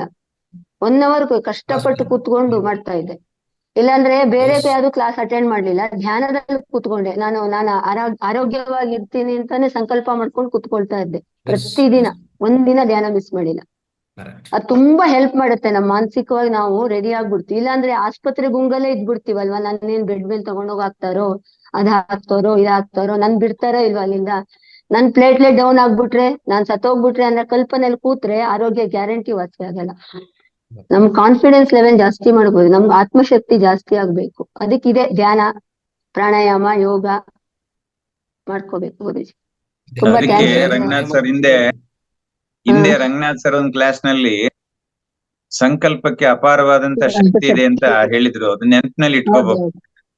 ಈ ಸಂಕಲ್ಪ ಇದೆಯಲ್ಲ, ಶುದ್ಧ ಸಂಕಲ್ಪ ದೃಢವಾಗಿದ್ರೆ ಎಂಥ ಕಾಯಿಲೆಯನ್ನು ಕೂಡ ನಿವಾರಣೆ ಮಾಡಬಹುದು. ನನಗೆ ಕ್ಯಾನ್ಸರ್ ಆಗಿತ್ತು 5 ಹೋದ ವರ್ಷದಲ್ಲಿ 23ನೇ ಜನವರಿನಲ್ಲಿ ಕೀಮೋಥೆರಪಿ ಶುರುವಾಯ್ತು. ಡಾಕ್ಟರ್ ನನಗೆ ಕೀಮೋಥೆರಪಿ ಕೊಡೋಕ್ಕಿಂತ ಮುಂಚೆ, ಇವರಿಗೆ ವಯಸ್ಸಾಗಿದೆ, ಇವ್ರಿಗೆ ಕೀಮೋಥೆರಪಿ ಕೊಟ್ರೆ ಇವ್ರ ಕೈಲಿ ತಡ್ಕೊಳಕ್ ಆಗೋದಿಲ್ಲ, ಆದ್ರಿಂದ ಎಷ್ಟ್ ದಿನ ಇರ್ತಾರ ಬಿಟ್ಬಿಡಿ, 100% ರೀಚ್ ಆಗೋಗಿದೆ, ಇವ್ರನ್ನೇನು ಉಳಿಸ್ಕೊಳಕ್ ಆಗೋಲ್ಲ ಅಂತೇಳಿ ಕುಟುಂಬದವ್ರ ಜೊತೆನಲ್ಲೂ ಹೇಳಿದ್ರು. ನನ್ಗೂ ಅದ್ ಕೇಳಿಸ್ತು. ನಾನೇನ್ ಹೇಳ್ದೆ ಅವ್ರಿಗೆ, ನೀವು ಏನ್ ಪ್ರಾರಂಭ ಮಾಡ್ಬೋದು ಥೆರಪಿ ನೀವು ಮಾಡಿ, ಚಿಕಿತ್ಸೆ ಶುರು ಮಾಡಿ, ಅದನ್ನು ಗುಣಪಡಿಸುವ ಶಕ್ತಿ ನನಗಿದೆ, ಅದ್ ಎಂತ ಸಮಸ್ಯೆ ಬಂದು ನಾನು ತಡ್ಕೋತೀನಿ ಅಂತ ಹೇಳ್ದೆ. ಹಾಗಾಗಿ ಆ ಸಂದರ್ಭದಲ್ಲೂ ಕೂಡ ಧ್ಯಾನ ಮತ್ತು ಯೋಗಾಭ್ಯಾಸ, ಆ ಕೀಮೋಥೆರಪಿ ತಕೊಂಡು ಬಂದ ನಂತರ 8 ರಿಂದ 10 ದಿವಸ ಪುನರ್ಜನ್ಮ ಬಂದಂಗೆ ಇರುತ್ತೆ. ಅಂತಹ ಉಲ್ಬಣವಾಗಿದ್ದಂತಹ ಸ್ಥಿತಿಯಲ್ಲೂ ಕೂಡ ನಾನು ಸೂರ್ಯ ನಮಸ್ಕಾರ ನಿಲ್ಲಿಸ್ಲಿಲ್ಲ, ಮತ್ತೆ ಧ್ಯಾನ ನಿಲ್ಲಿಸ್ಲಿಲ್ಲ. ಇಡೀ ರಾತ್ರಿ ಎದ್ದೇಳೋದು, ವಾಶ್ರೂಮ್ ಹೋಗಿ ಬರೋದು, ರಿಸರ್ಚ್ ಮಾಡೋದು, ಇದೇ ಕೆಲಸ ನಡೀತಾ ಇರುತ್ತೆ. ಇಡೀ ರಾತ್ರಿ ನಿದ್ರೆ ಬರ್ತಿರ್ಲಿಲ್ಲ. ಹಗಲೊತ್ತು ಯಾವಾಗ ನಿದ್ರೆ ಬರುತ್ತೋ ಆವಾಗ ನಿದ್ರೆ ಮಾಡ್ತಿದ್ದೆ, ನಿದ್ರೆ ಹೋದಾಗ ಹೋಗ್ಲಿ, ತಲೆ ಕೆಡ್ಸ್ಕೊತಿರ್ಲಿಲ್ಲ. ಸೊ ಹೀಗೆ ನಮ್ಮ ಮನಸ್ಸಿನಲ್ಲಿ, ಅದಕ್ಕೆ ಹೇಳ್ತಾರೆ ಯದ್ಭಾವಂ ತದ್ಭವತಿ ಯದಿಚ್ಛತಿ ತತ್ ಪ್ರಾಪ್ತಿರಸ್ತು ಅಂತ. ನಮ್ಮ ಭಾವನೆಗಳು ಶುದ್ಧವಾಗಿರ್ಬೇಕು, ಯಾವುದಕ್ಕೂ ಹೆದರದೆ, ಅಂಜದೆ, ಅಳಕದೆ ನಾವು ಯಾವಾಗ ದೃಢವಾಗಿ ನಿಲ್ತೀವಿ, ಅದೇ ನಮ್ಮನ್ನ ಬಿಟ್ಟು ಓಡ್ಬಿಡುತ್ತೆ. ಅದಕ್ಕೆ ಸ್ವಾಮಿ ವಿವೇಕಾನಂದರ ಒಂದು ಘಟನೆ ನೆನಪು ಬರುತ್ತೆ. ಕೋತಿ ಎಟ್ಟಿಸ್ಕೊಂಡು ಹೋಗ್ತಾ ಇರುತ್ತೆ ನರೇಂದ್ರನನ್ನ. ಹೋಗ್ತಾ ಇರ್ಬೇಕಾದ್ರೆ ನರೇಂದ್ರ ಎದುರ್ಕೊಂಡು ಓಡ್ತಾ ಇರ್ತಾನೆ, ಆ ಕೋತಿನ ಅಟ್ಟಿಸ್ಕೊಂಡು ಹೋಗ್ತಾ ಇರುತ್ತೆ. ಅಲ್ಲೊಬ್ಬ ಹೊಲ ಉಳ್ತಾ ಇರೋನು, ಯಾಕಪ್ಪ ಹೆಂಗ್ ಓಡ್ತಾ ಇದೆ ಅಣ್ಣ, ಅಲ್ಲಿ ಕೋತಿ ಎಡ್ಸ್ಕೊಂಡ್ ಬರ್ತಾ ಇದೆ, ನಿಂತ್ಕೋ ಅಂತ ಹೇಳ್ದಾಗ ನಿಂತ್ಕೋತಾನೆ, ಹಿಂದಕ್ ತಿರುಗು ಅಂತಾನೆ, ತಿರುಗುತ್ತಾನೆ ನರೇಂದ್ರ. ಕೋತಿ ಎಟ್ಟಿಸ್ಕೊಂಡ್ ಬರ್ತಾ ಇದೆ, ಅದು ನಿಂತ್ಕೊಳ್ಳುತ್ತೆ, ಅದು ತಿರುಗ್ಕೋತದೆ, ಈಗ ಅದನ್ನ ಓಡಿಸು ಅಂತ ಹೇಳ್ತಾನೆ ರೈತ. ಆಗ ನರೇಂದ್ರ ಅದನ್ನ ಓಡ್ಸಕ್ ಶುರು ಮಾಡಿದಾಗ ಅದು ಓಡಕ್ ಶುರು ಮಾಡ್ಬಿಟ್ಟು. ಸೊ ಹೀಗೆ ಇದನ್ನ ಯಾತಕ್ಕೆ ನಾವು ಉದಾಹರಣೆ ತಗೋಬೇಕಾಗತ್ತೆ ಅಂತ ಹೇಳಿದ್ರೆ, ಸಮಸ್ಯೆಗಳಿಗೆ ನಾವು ಹೆದರ್ಕೊಂಡಾಗ ಸಮಸ್ಯೆಗಳು ನಮ್ಮನ್ನ ಅಟ್ಯಾಕ್ ಮಾಡ್ತವೆ. ಸಮಸ್ಯೆಯ ವಿರುದ್ಧ ನಾನು ಹೋರಾಡ್ತಕ್ಕಂತ ಸಂಕಲ್ಪ ಶಕ್ತಿಯನ್ನ ನಾವು ತಂದ್ಕೊಂಡಾಗ ನೋಡಿ, ಅದನ್ನೇ ಈಗ ರಂಗನಾಥ್ ಸರ್ ಇರ್ಬೋದು, ಒಳ್ಳೊಳ್ಳೆ ತಜ್ಞರು ಬಂದು ನಮ್ಮಲ್ಲಿ ಸಾಕಷ್ಟು ವಿಚಾರಗಳನ್ನ ಕೊಡ್ತಾ ಇದ್ದಾರೆ.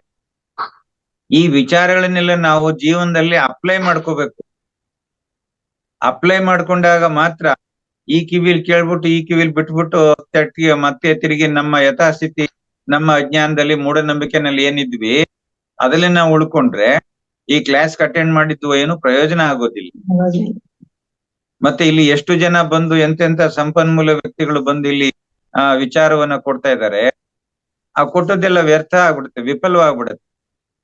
ಆದ್ರಿಂದ ನಾವು ಇಲ್ಲಿ ಏನ್ ಮಾಡ್ತೀವಿ, ಏನ್ ಕಲಿತೀವಿ, ಅದನ್ನ ಜೀವನದಲ್ಲಿ ಅಳವಡಿಸ್ಕೋಬೇಕು. ಅಳವಡಿಸ್ಕೊಂಡಾಗ ಮಾತ್ರ ನಾವೇನಾದ್ರು ಒಂದಿಷ್ಟು ಸಾಧನೆ ಮಾಡ್ಲಿಕ್ಕೆ ಸಾಧ್ಯ. ಹೌದು, ಸಂಕಲ್ಪಗಳು 100% ಇರ್ಬೇಕು ಗುರುಜಿ. 99 ಆದ್ರೂ ಬರಲ್ಲ. ಖಂಡಿತ ಹೌದು. ನಾವ್ ಒಂಚೂರು ನೆಗೆಟಿವ್ ಅದ್ರಲ್ಲಿ ತಂದ್ರಿ ಅಂದ್ರೆ ಅದು ಫ್ಲಾಪ್ ಆಗುತ್ತೆ. ನಾವು 100 ಅಂದ್ರೆ 100. ಒಂದು ಕೂದಲೆಳೆಯಷ್ಟು ಅನುಮಾನ, ಸಂಶಯ ಬಂದ್ರೆ ಅದು ಇಡೀ ಬೆಟ್ಟದಷ್ಟು ನಂಬಿಕೆಯನ್ನ ಸಂಪೂರ್ಣ ಕತ್ತರಿಸಿ ಬಿಸಾಕ್ಬಿಡುತ್ತೆ. ಅದಕ್ಕೆ ಹೇಳ್ತಾರೆ, ಕೂದಲು ಎಳೆಯಷ್ಟು ಸಂಶಯವು ಮನಸ್ಸಿನಲ್ಲಿ ಬರಬಾರದು, ದೃಢವಾದ ನಂಬಿಕೆ ಇರ್ಬೇಕು, ದೃಢವಾದ ವಿಶ್ವಾಸ ಇರ್ಬೇಕು. Yes sir, thank you sir, thank you so much ಎಲ್ಲರಿಗೂ. ಮಧುರಾ ಮೇಡಮ್ಗೆ, ವಿಜಯ ಮೇಡಮ್, ಎಲ್ಲರಿಗೂ ಥ್ಯಾಂಕ್ ಯು. ಈಗ ಮುಂದಿನ ಅಂಶಕ್ಕೆ ಹೋಗೋಣ. ಇವತ್ತಿನ ಮುಂದಿನ ಅಂಶ, ಈಗ ಮನೆ ಮದ್ದು ಮುಗಿಸ್ಕೊಂಡಿದ್ವಿ. ಇವತ್ತಿನ ಕಾರ್ಯಕ್ರಮದಲ್ಲಿ ಮನೆ ಮದ್ದು ಭಾಗವಾಗಿ ಡೆಂಗು ಜ್ವರಗೆ, ಇಂಥ ವಿಷ ಜ್ವರಗಳು ಮತ್ತೆ ಇನ್ಫ್ಲೂಯೆಂಜಾ ಅಂತ ಇಂಥ ಜ್ವರಗಳಿಗೂ ಇದೆಲ್ಲ ಹೇಗೆ ಹೋಗಲಾಡಿಸೋದು, ಅದಕ್ಕೆ ಏನೇನು ಮನೆ ಮದ್ದುಗಳು, ಯೋಗಾಸನಗಳಿಂದ ಮನೆಯಲ್ಲೇ ನಾವು ಮಾಡ್ಕೊಳ್ಳೋದ ಪರಿಹಾರಗಳು, ಅದ್ಭುತವಾದ ಪರಿಹಾರಗಳೆಲ್ಲ ತಿಳಿಸ್ಕೊಟ್ಟಿದ್ದಾರೆ. ನಿಮ್ಗೆಲ್ಲರಿಗೂ ಸ್ವಾನಂತ ಧನ್ಯವಾದಗಳು, ಹೃದಯಪೂರ್ವಕ ಧನ್ಯವಾದ ಎಲ್ಲರಿಗೂ. Thank you.